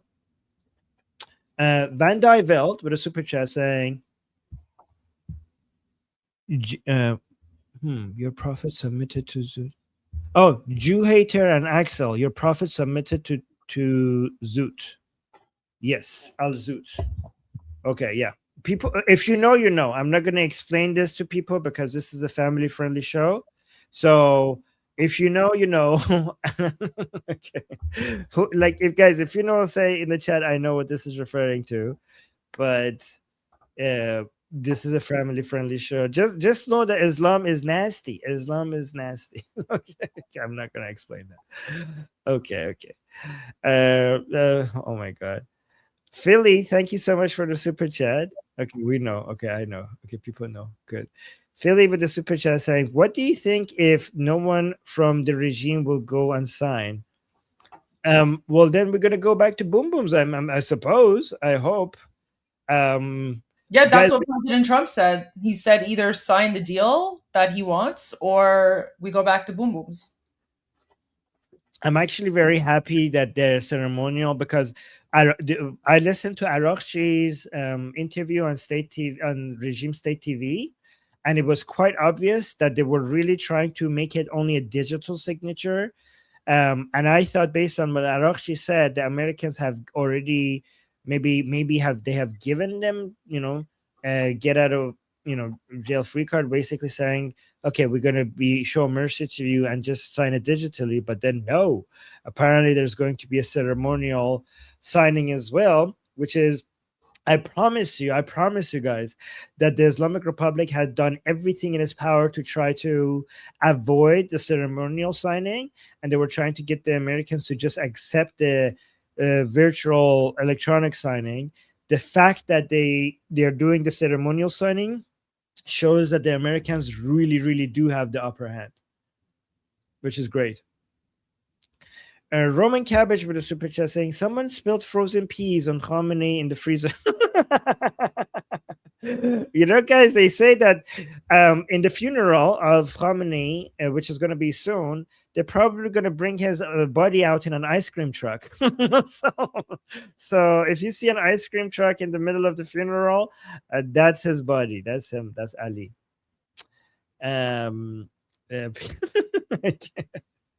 Okay, so Aaron, thank you so much for the super chat saying, I always feel reassured after watching you two. Emily Schrader could use some of that right now if you've looked at her feed lately, Javicha. I think that it's important to have all of the perspectives out there. Emily Schrader has been a huge warrior for Israel and the Iranian people, and you kind of do need pressure on all sides. Like, I think there is need for what Goldie and I are saying here, but there needs to be, we like United States and Israel are democratic countries, and a lot of the good positions that they take is because of the pressure that exists against bad decisions. I mean, I love Emily and I love everything she does. So even if I believe that things are moving in the right direction, I appreciate the people who are guarding, the people who are pressuring our politicians to make sure that there's enough pressure for the right thing to be done, right? So we could appreciate the pressure while also being optimistic about what's happening at the same time. The pressure, I think, does need to exist. And I think that it's good, because if we didn't have Emily saying what she's saying, then the people who are on our side who want that content might go to our enemies, right? So it's good that people who are on our side are also giving that narrative out there, so at least we keep everybody in the family. Does that make sense, what I'm saying? Anyways, I love Emily Schrader. I think she's great. Thank you for the super chat. Yeah. So, oh yeah, exactly. Sarah saying pressure creates diamonds. Yes, good summary of what I'm saying. Aaron. Oh no, I read that. Okay, Aaron. Thank you, Aaron, for being a member for 2 months. Casey with a super chat. Thank you, Casey. Saying Jerry Seinfeld said that Palestine doesn't exist. Oh, he did? Well, that's great. I mean, Jerry has taken some good, many celebrities take garbage positions on the whole Israel. I mean, I don't know if he said that, but I have seen him take some. I think I remembered him taking some good positions on the whole Israel situation. I mean, he is a Jew, so that helps sometimes, but not all the time. But yeah, no soup for you, Palestine. No soup for you. Yeah, exactly, Sarah. But I wouldn't be surprised if he has taken that decision, which is good that some celebrities are holding good positions. That's good. It's viral? Oh, okay. Didn't know that. Good to know. Fleshy Interloper, thank you so much for the super chat, saying, my support is the same, but I am discouraged. Well, again, if you're discouraged, just tell yourself this. Ali Khamenei is dead. Mojtaba Khamenei is as good as dead. The regime has lost most of its high-ranking officials. The people who are left are layer 3 or 4. The Islamic Republic has lost a huge portion of its military capability. The Islamic Republic has never been as weak as it is right now. The Iranian people have never been more united. They have never been more organized. They have never been stronger because they have never had a leader like Prince Reza Pahlavi, like the way that they have right now. So they're more united, they're under a proper leadership, and they're more organized, so they're stronger than ever. Israel is more militarily stronger than ever before, and Israel is never going to stop fighting the Islamic Republic until the Islamic Republic is gone. And in Israel, Israel is going to continue to get more and more powerful. And in Israel, it doesn't matter who's the prime minister. This is going to be the case regardless who's the prime minister. United States is more powerful than ever. Economically is growing, militarily is growing.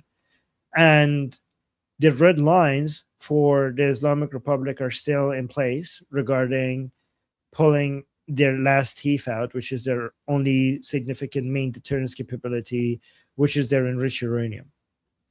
So you don't need to predict what's happening in the future. The progress that we have made in the past year has been extraordinary. It has been very significant.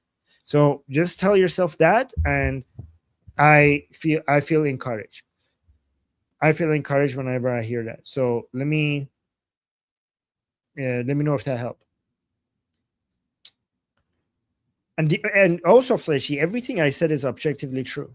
Everything I said is objectively true. Nothing is, exaggerated. Right? Everything you said is can be verified. And Texas Trucker Jeff, thank you so much for the super chat. Say, Durud Patipto, stay sneaky. Okay, I'm going to tell him that when I see him. Okay, thank you, Texas Trucker Jeff. And again, fantastic. Texas Trucker Jeff is my evil twin, by the way, guys. If you look at his profile picture, he's my evil twin. So I have two aunties and an evil twin.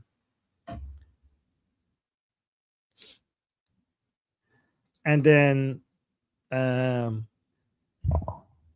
Flex, I'm gonna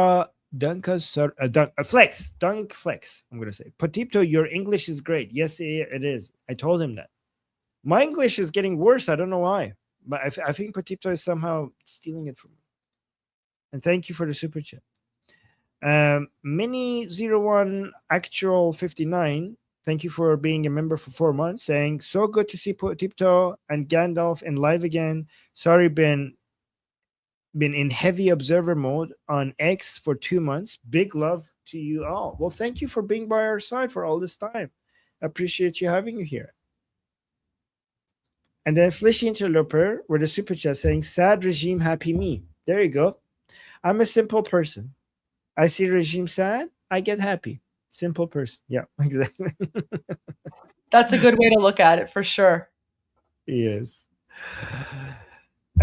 Mary, thank you so much for the super chat saying Durka tears are the medicine my heart needs today.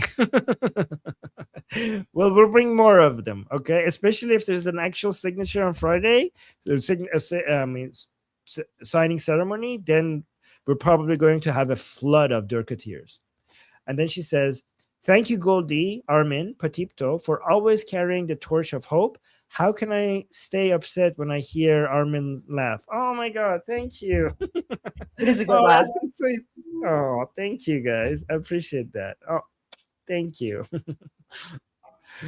That's so sweet. Channel 0071 with a super chat saying, someone make username Sad Durka Penguin 007. Sad Durka Penguin 007. Yeah, somebody make that username. Good one. Sad Durka Penguins. Oh, Tom, Reincarnation Entertainment. Tom, thank you for the super chat. Oh yeah, saying school today at 8 p.m. Well, yes, it's going to be our discussion group. Is going to be in about 37 minutes. 37 minutes, yes. So yeah, thank you, Tom, for telling people. I appreciate that. And hopefully I'll see you there in the group. And Justin with another super chat. Thank you so much, Justin, saying, are these guys in Islamic Republic Telegram like young? Upcoming Islamic Republic guys are the old, dried out mullah Islamic Republic Durkas fighting each other? Okay, that's a good question.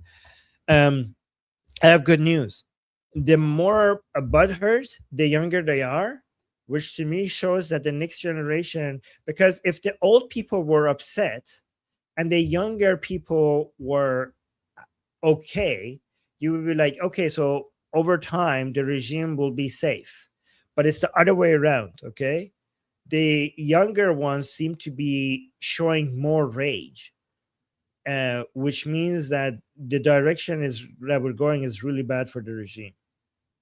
I mean, actually, to be clear, let me actually be clear. I haven't seen any data on this. This is my personal observation, which is actually a very flawed way of coming at. I'll take that back. That's a very flawed way of coming to conclusion. So I'll take that back. That's just my personal observation. That is not scientifically collected data or anything like that, right? So therefore I don't know. Are these guys in Islamic Republic of Ghamari? Yeah, I can't verify their ages, but the people I see and the people I hear, they sound younger. Yeah. Nothing but good stuff for the super chat. Thank you so much. Saying proud to be family with Goldie. Oh, Patipto and Armin. Javid Shah. Thank you, Javid Shah. Thank you. Thank you for being here. I appreciate that. And then we have Fleshy Interloper with the super chat saying oil prices plunging. Yes, they are. And this is even without the signing ceremony.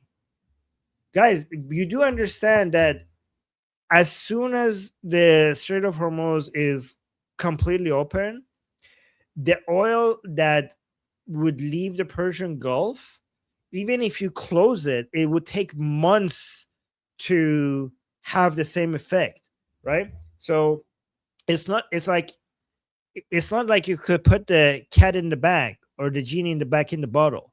So there's a lot of oil in the Persian Gulf waiting to go reach the global markets. So if you open the Strait of Hormuz and they all leave, if you close it back, they're going to flood the market, and it's going to be there out there for so long.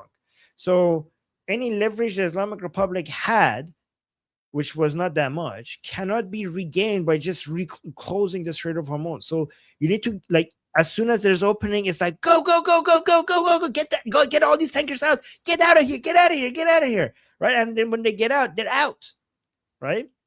And it would take like for so long for the Islamic Republic to be able to get the pressure back on the global financial markets, which wasn't even that much to begin with. Push-ups for the super chat. Thank you so much, push-ups. Saying Iran's friend Putin bombed ancient Orthodox monastery in Kiev. Where's the woke right? Oh, yeah, no. Okay, push-ups. You're making a big mistake, okay? You're assuming that these people give a crap if you're not a Jew. By the way, I know you know this. I'm just kidding. I'm kidding. I know you know this. The problem is Putin is not Jewish. Putin is not Jewish. And also the Ukrainians are not so-called Palestinian. That's the issue, okay? That's the issue. So, yeah. Your guys, by the way, push-ups is referring to the woke right, like Nick Fuentes, Tucker Carlson, and Candace Owens losing their mind as soon as there is a damage to a church in Gaza or Judeo-Samaria or in Lebanon. They're like, the Jews hate Christians. We told you these Jews hate Christians. We told you they hate Christians. This is absolute proof that Israel hates Christians. But again, when Putin remember, Israel never on purpose targets a church unless there's terrorists hiding inside the church. Which if there are terrorists hiding in the church, go ahead and bomb the church, because the values of the lives of the people that those terrorists kill is more important than the building. I think the vast majority of Christians would agree with me that if there are some Durka terrorists hiding in a church, then blow up the church, because that building, the value of that building is less than the value of the lives that those terrorists would kill. And I think most Christians value the lives of those the lives of the that the terrorists would take more than that building. Yep, see, people saying agree. Yeah, exactly. So yeah, we're not going to let you hide behind a church, and you think that's going to be protection for you? No. So if Israel ever damages a church, it was either an accident or because there were terrorists hiding in it. But Putin obviously doesn't give a crap about preserving churches. And when Putin attacks civilian infrastructure, it's on purpose. But again, the problem is that Putin is not a Jew, so they don't give a crap.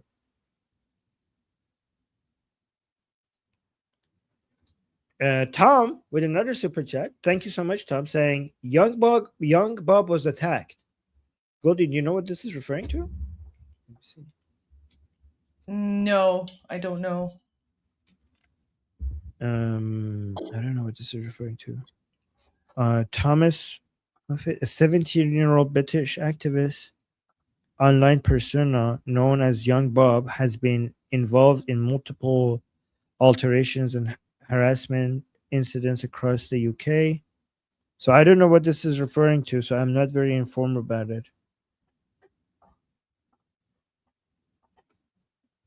So yeah, maybe Tom, come to our discussion group and tell us what's going on. So yeah, just tell us, give us an update. Young Bob often preaches. Oh, Young Bob often preaches. Oh, Young Bob is a preacher, is a Christian preacher at Speaker's Corner, and he was attacked. I wonder who did that. He's aligned with Tommy. Oh, he's aligned with Tommy. Okay. Young Bob preaches the gospel at the public square in London. Shame. Who attacked him? Durka people, I'm assuming. He has been attacked before by Durka. I'm assuming by Durka or leftists. Is it Durka or leftists? Oh, lefties? By lefties? Okay. It's either one of those two usually. We'll hope he's okay.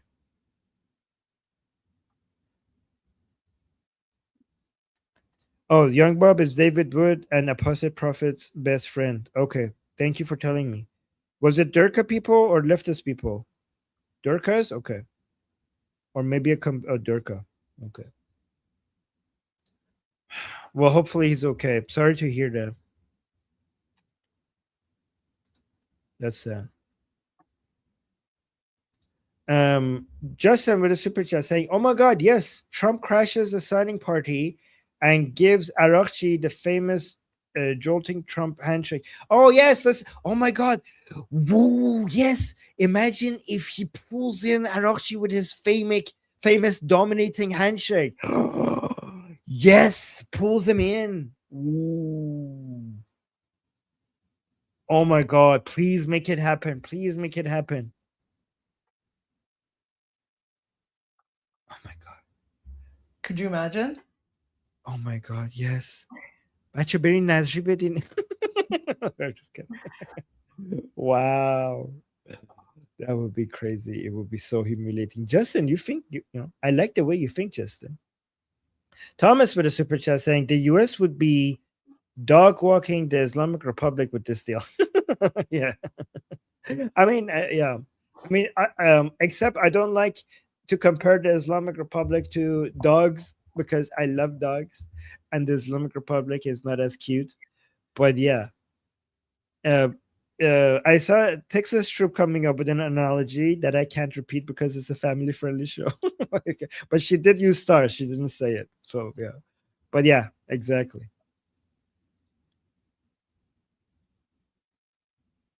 Yeah, dog good, Islamic Republic bad.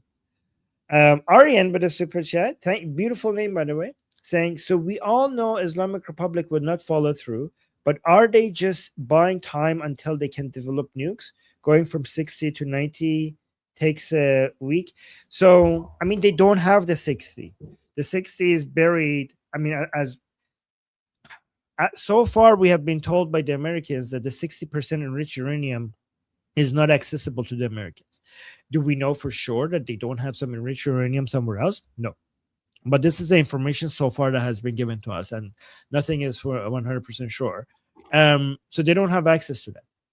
Also, it is true that the Islamic Republic will not follow through. However, everything in this memorandum of understanding, if according to President Trump and JD Vance, is going to be based on behavior, right? So the time, you're saying, like, are they buying time? Well, the time is not on their side, right? The time is on the side of Americans. So why would they be able to buy time? This is not President Trump trusting the Islamic Republic. I think this is the Islamic Republic being so desperate for cash that they might be looking into doing certain things that was unthinkable because they're bankrupt. But you're also true that even if parts of the Islamic Republic are desperate, so desperate for cash that they might do what President Trump wants them to do, there are other parts of the Islamic Republic who are against getting close to a deal. So they're going to try to do things that would violate both the MOU and potentially getting to a deal. And it's going to be, we're going to see how difficult it is going to be for Ghalibaf, with the help of Mujtaba, to try to control the parts of the Islamic Republic, the parts of IRGC that might want to do something that violates the MOU so that they don't get to a deal. The problem is that Mujtaba doesn't have military force. The IRGC has military force. Is there parts of IRGC that is so loyal to Mujtaba that is going to threaten the parts of IRGC that might want to violate the MOU? Or does the Mujtaba himself have enough soft power that is going to be able to use that, basically spend its soft power capital by coming out and publicly saying that you have to abide by the MOU, which will significantly damage his own standing and popularity among regime supporters, but might actually put the IRGC on notice that you will be openly violating the current supreme leader, and this might be damaging to your standing among among pro-regime Iranians. And if that happens, then we have to see how much IRGC cares about that. Or are we getting to a point where the IRGC is going to stop caring about what the pro-regime Iranians say, and they're going to start the phase where they're going to be like, it's my way or I'll shoot you, right? Will we get to a point where the IRGC, the segment of the IRGC that opposes the deal and opposes it and wants complete isolationism and complete defiance against the Americans and Israelis, will they get to a point where they just stop caring about what the pro-regime? I mean, so the IRGC could have segments of it that are pro-deal and segments of it that are anti-deal. The anti-deal people have an easier job because the anti-deal people can just shoot at ships, missiles, and drones. And the pro-deal parts of the Islamic Republic don't have much of a way to stop them, right? They only have the supreme leader's soft power, which, if spent, will damage the supreme leader's soft power, right? Both sides of the IRGC at some point have to decide that the pro-regime Iranians, some of them will remain loyal to Mujtaba, whatever he says. Some of them are more interested in getting revenge from the Americans and Israelis. Both sides of the IRGC on this point, at some point, are going to stop caring, maybe decide to move to a phase where they stop caring about what the pro-regime Iranians say and say, we have all the guns anyway, basically submit to our way or get shot at like the rest of the anti-regime Iranian people. But if that happens, then we're going to see some parts of IRGC maybe attacking, militarily attacking other parts of IRGC if we get to that point. Which then, if we get to that point, we're basically watching the collapse of the Islamic Republic, if we do get to that point. And we got another super chat. Thank you so much. Rus Maga saying Trump should make the IRGC singers do the Trump dance before signing. Yes. Oh my god. Oh my god. Yes, that would be great. Thank you so much, Rusmaga. And Sarah, thank you so much for the super chat saying Memorandum of Understanding stands, or MOU stands for Memorandum of Unraveling. Ooh, okay. Oh, there is another thing that I could think of, but it's family friendly, so I'm not going to say it. But yeah, that's a good one. William, thank you so much for the super chat saying Khamenei is still straight chilling, no worries on his mind. Oh yeah, the straight Khamenei. No, well, I don't know if he's straight. Yeah, Khamenei is still chilling, literally chilling, with no worries on his mind. Yes, because his mind has rotten. Yes, but he's not. I think that the father Khamenei was also gay. We have reasons for that. So he's gay chilling. He's not straight chilling. He's gay chilling. Yeah, he's literally chilling though. And Justin with a super chat. Thank you so much, Justin, saying one man's silence right now is louder than any bombs ever could be. Pete Hexet.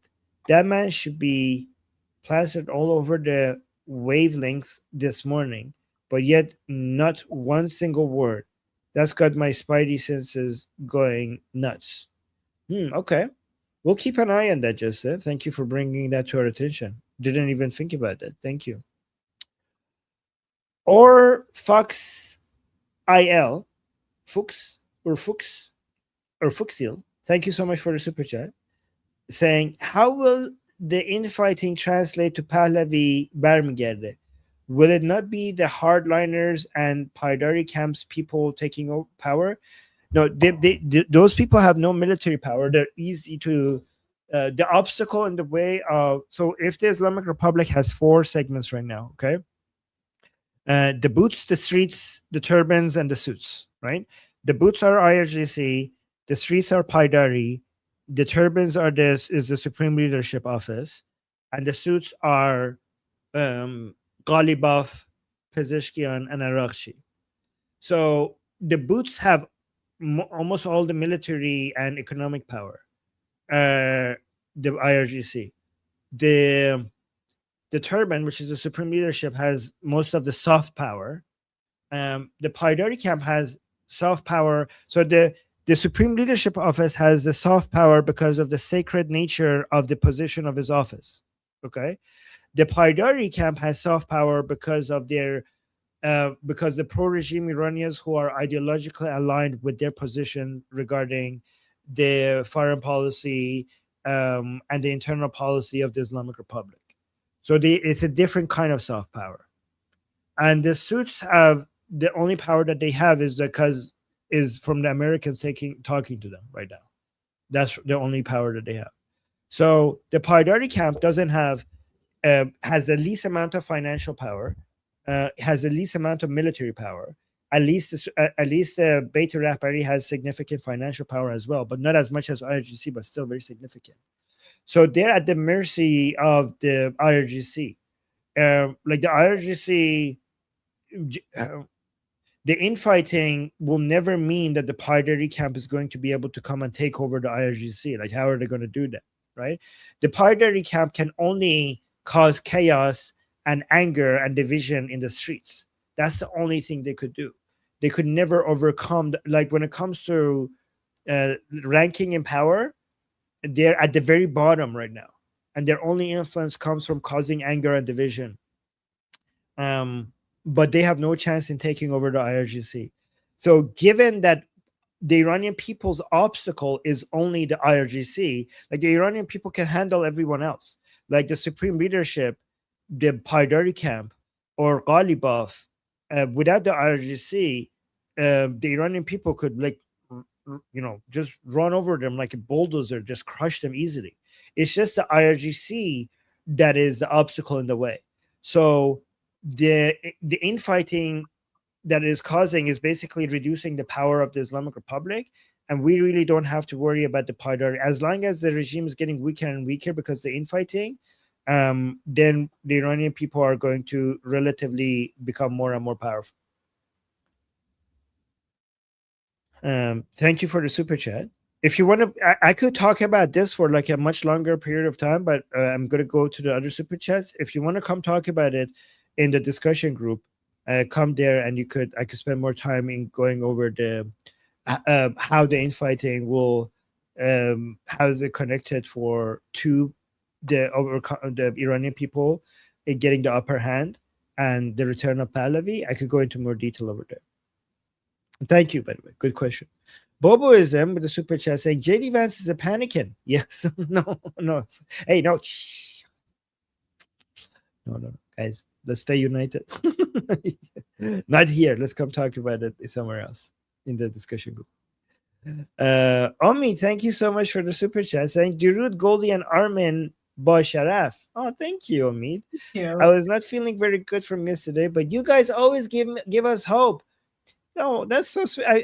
I love hearing that. You give me hope by saying that. You know, you give us hope by telling us that we're doing, like, we're having that impact on you. Quick question: where does Vahidi stand? Do you think he agrees with the deal, or will he attack Carpet Weaver? So you could, it's what they say and what they do. Okay, so Vahidi is being very mysterious from behind the scenes. Obviously, what they would always say is that they support the supreme leader and they're all united. So that is what they say is irrelevant. Okay, but there's two clues that might suggest that he's against the deal, and one clue that maybe he's submitting to Mojtaba Khamenei. Okay, so so Hezbollah was attacking Israel. Somebody within IRGC was getting Hezbollah to attack Israel, so Israel could respond. So Israel has to respond as a way to make the deal a lot more difficult. That shows that powerful people within the IRGC were against the signing of the MOU, which is like supposed to get to a deal. When I say they're against the deal, if you tell me like Armin is an MOU, not a deal, I know, but I'm talking the MOU is the path towards the deal. That suggests that Vahidi might be is probably against the deal. Another thing that suggests that Vahidi is against the deal is that the structure of the IRGC is powerful because of its anti-Americanism, anti-Israeli, isolationist command economy structure, which means that any form of capitulations or negotiations or opening up, not just to the West, but to anybody other than the CCP and Putin, will be a huge blow towards the structure and power of IRGC. So they would technically, based on what the source of power is, they should be against this, right? So we have to see in the next couple of days, if we have to observe two things, especially in the next 5 days. We have to see if there's any attacks from IRGC on the commercial ships with drones and missiles, or if there's any attack by Hezbollah on Israel.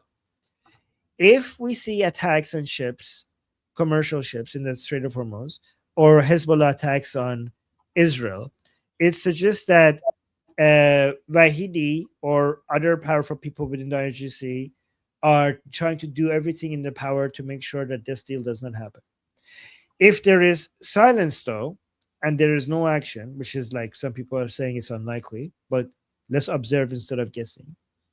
If there is no attack, it does suggest to me not that they are for a deal, but either they are also desperate for cash as much as the supreme leader and Ghalibaf is desperate for cash. The IRGC is also panicking regards to how little money they have, and or the supreme leadership office has warned them that they will come out with a statement against them, because remember, the IRGC, it benefits from not making very clear political statements, because among pro-regime Iranians, they are popular, right? So many pro-regime Iranians are saying our fighters are doing everything good. It's the politicians that are betraying us. So IRGC benefits from not becoming very clear regarding their stance, political stance on these things, because they don't want to put themselves out there and get blamed. And if the supreme leader comes out and makes it clear that he's against certain things that certain people did within the IRGC, that would damage their position significantly. So I don't know how influential that is, because the current supreme leader is not as powerful as the previous supreme leader. But if we don't see any attacks on commercial ships or Hezbollah attacking Israel, and these are big ifs, many people are saying unlikely, then somehow that means the IRGC is also either desperate for cash or fearing the official the wrath of the supreme leader in public, right? If there is attack, it does show that powerful people within the IRGC are against the deal. Does that answer the question, Omid? I let me know if that answered. Omid, thank you so much for the membership gifts. That's very sweet. You ask a question and then you also give us gifts for people on Liberty Politics YouTube channel. Thank you so much, Omid. Very sweet. And then we have Senior Chief Actual with a super chat saying, ممنونم که به من آرامش میدهی گاهی I have to go soon. Saying ممنونم که به من آرامش میدهی گاهی اوقات آدم دل سرد میشه جاوید شاه. Oh, so he's saying he or she saying he is saying thank you for giving us, you know, calm, making us calm. Sometimes I get disappointed. جاوید شاه. Well, you're welcome. خواهش میکنم. ممنون که پیش ما هستید. ممنون که با این پیاماتون به ما دلگرمی میدین. خیلی ممنون واقعا. به خاطر شما هاست که ما اینجا هستیم و مرسی که پیشمون هستین. ما بدون حضور شما اینجا اصلا انرژی این کانال رو نداشتیم. ممنون از شما. And جاوید شاه. جاوید شاه. Sadato with the super chat saying Khamenei planted 2 seeds for the destruction of the Islamic Republic, Mujtaba and the IRGC. Wow, that's very poetic. Yeah. Okay. I see that. That's very poetic. Okay, truly an artist, Sadato. That's good.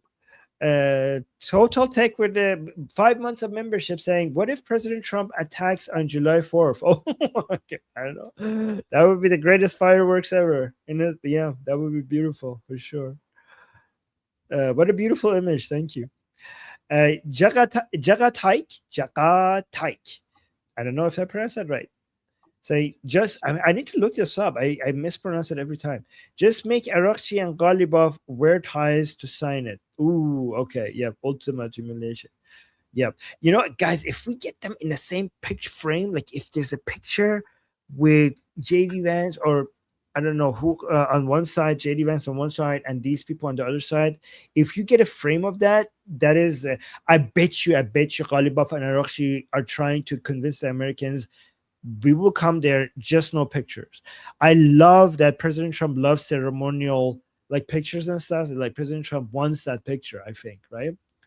And guys, if President Trump manages to go himself, I get a picture with these people, that would be the beginning of, you know, a huge tsunami of butthurt from the pro-regime Iranians. Just wait and see. Or Fuxil, thank you so much for the super chat, saying previous super chat loss. Oh, really? Did I lose it? I tried to ask how the infighting will lead to the liberation of Iran. No, it wasn't a loss. I got to it. To liberation of Iran when it's then even more Durka people overthrowing the regime. Yeah, here's the thing. The Durka level is not the difficulty, okay? So the level of Islamic mindedness of the people in power is not what makes it difficult, okay?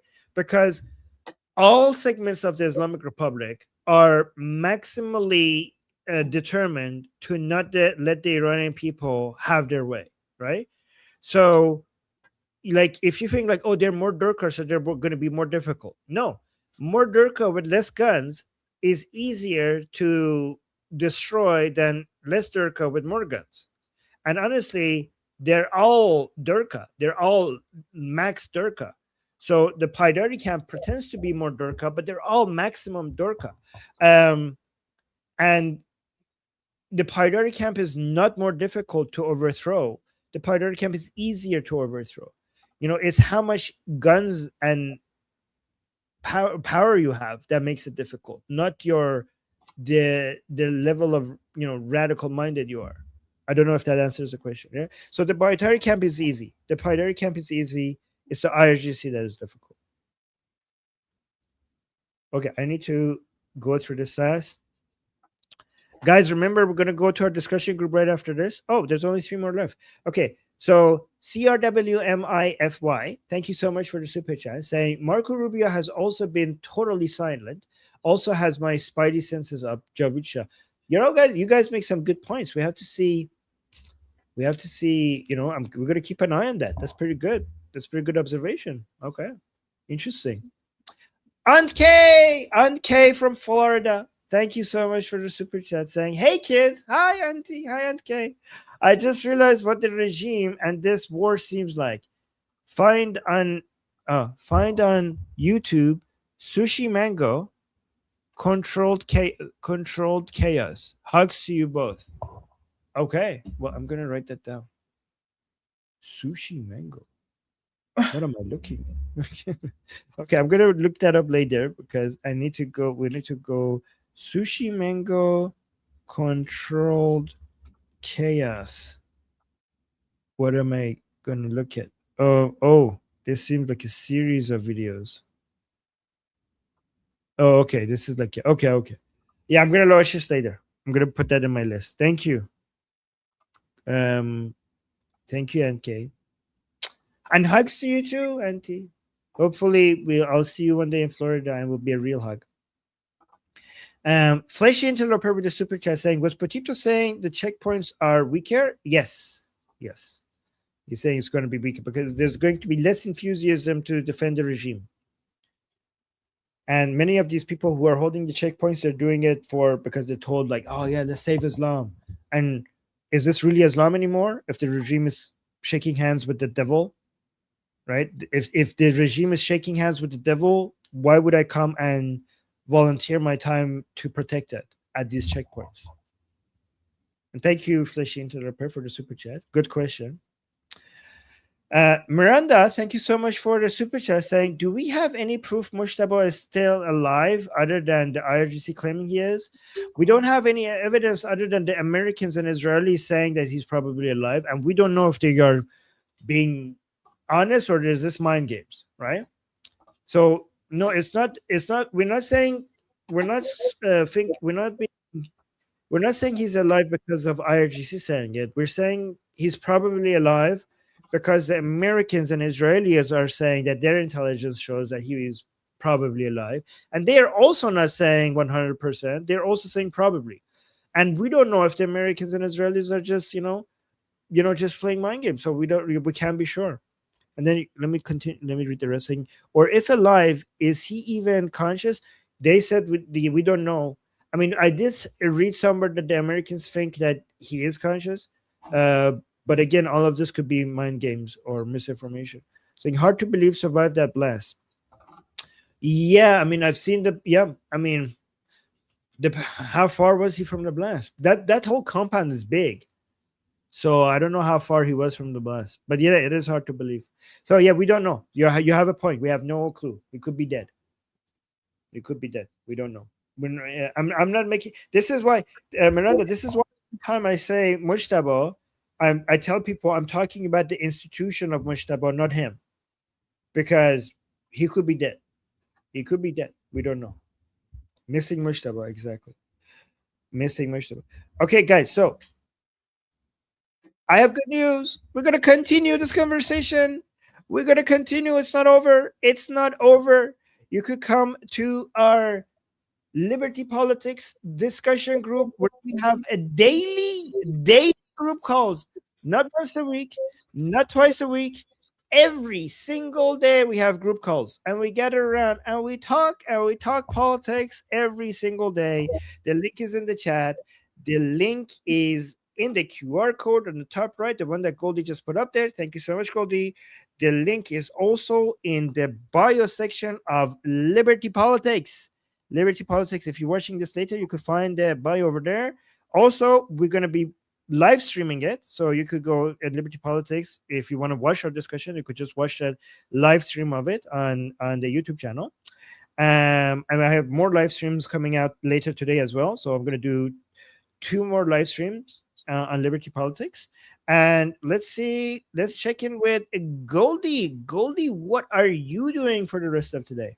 Going live later tonight, as I usually do for the Goldie show, and before that, working on some videos and stuff. So yeah, my channel's growing. So I'm coming up with like a plan and a schedule, and yeah, so exciting times up ahead.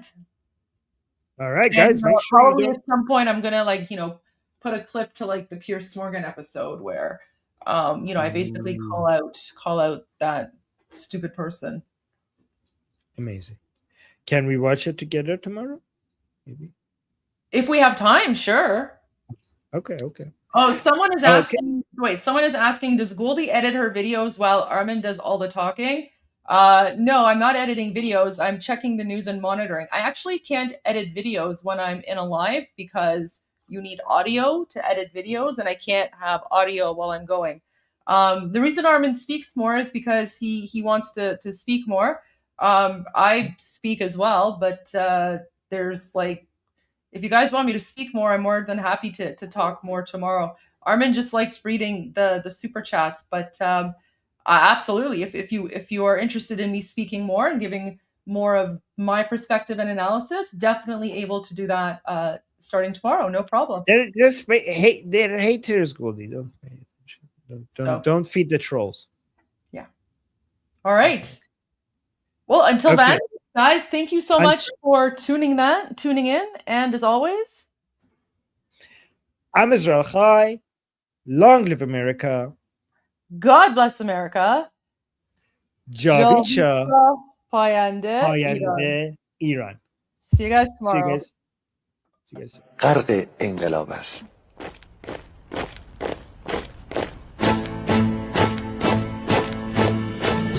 کشور ما، تاریخ ما تفسیر گر فرا گرفته، گویی اهورا مستا دوباره در نور خود مرا گرفته. هشتم سرودی سر میدهم باز فارغ از رنج و تشویش، ایران غرق انقلاب است، به پیش به پیش به پیش. ایران غرق انقلاب است، به پیش به پیش به پیش. هن ای پدر، هن ای پسر، برخیز و با ما شو همگام، تا درد آن تجربه تلخ ما را نکشیده در خواب. بگذار هر دم بغرند گرگ‌ها دم لباس میش. ایران غرق انقلاب است، به پیش به پیش به پیش.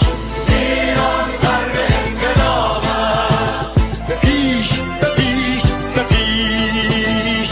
ای کارگر، ای برزگر، راحت کنون ادامه دارد در این زمان که پرتو یزدان از هر سو بر تو میبارد. پس پیش به سوی آزادی از بحر خزر تا کیش. ایران غرق انقلاب است، به پیش به پیش به پیش. ایران غرق انقلاب است، به پیش به پیش به پیش. خلقا به پا بهر دفاع از استقلال و آزادی، تا بشکنیم پشت ارتجاع تیریزی ویران آبادی.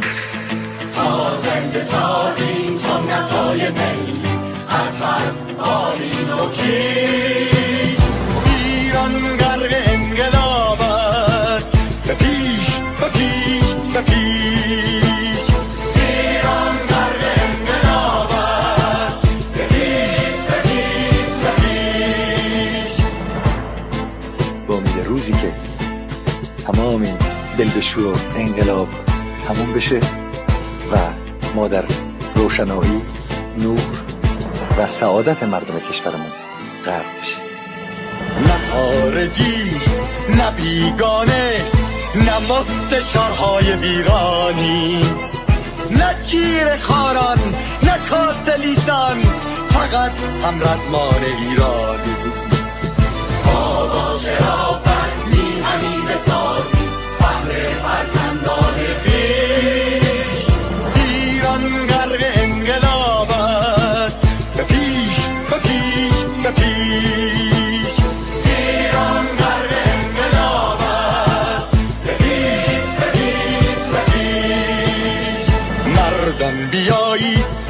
داخل صف ما اکنون که آغاز رویاست. دشمنان بدانید ما زنده هستی، بعد از ما هم ایران پابرجاست. آن روح شیطان ما را فریب داد با صد شعار مردمیش. ایران غرق انقلاب است، به پیش به پیش به پیش. ایران غرق انقلاب است، به پیش به پیش به پیش.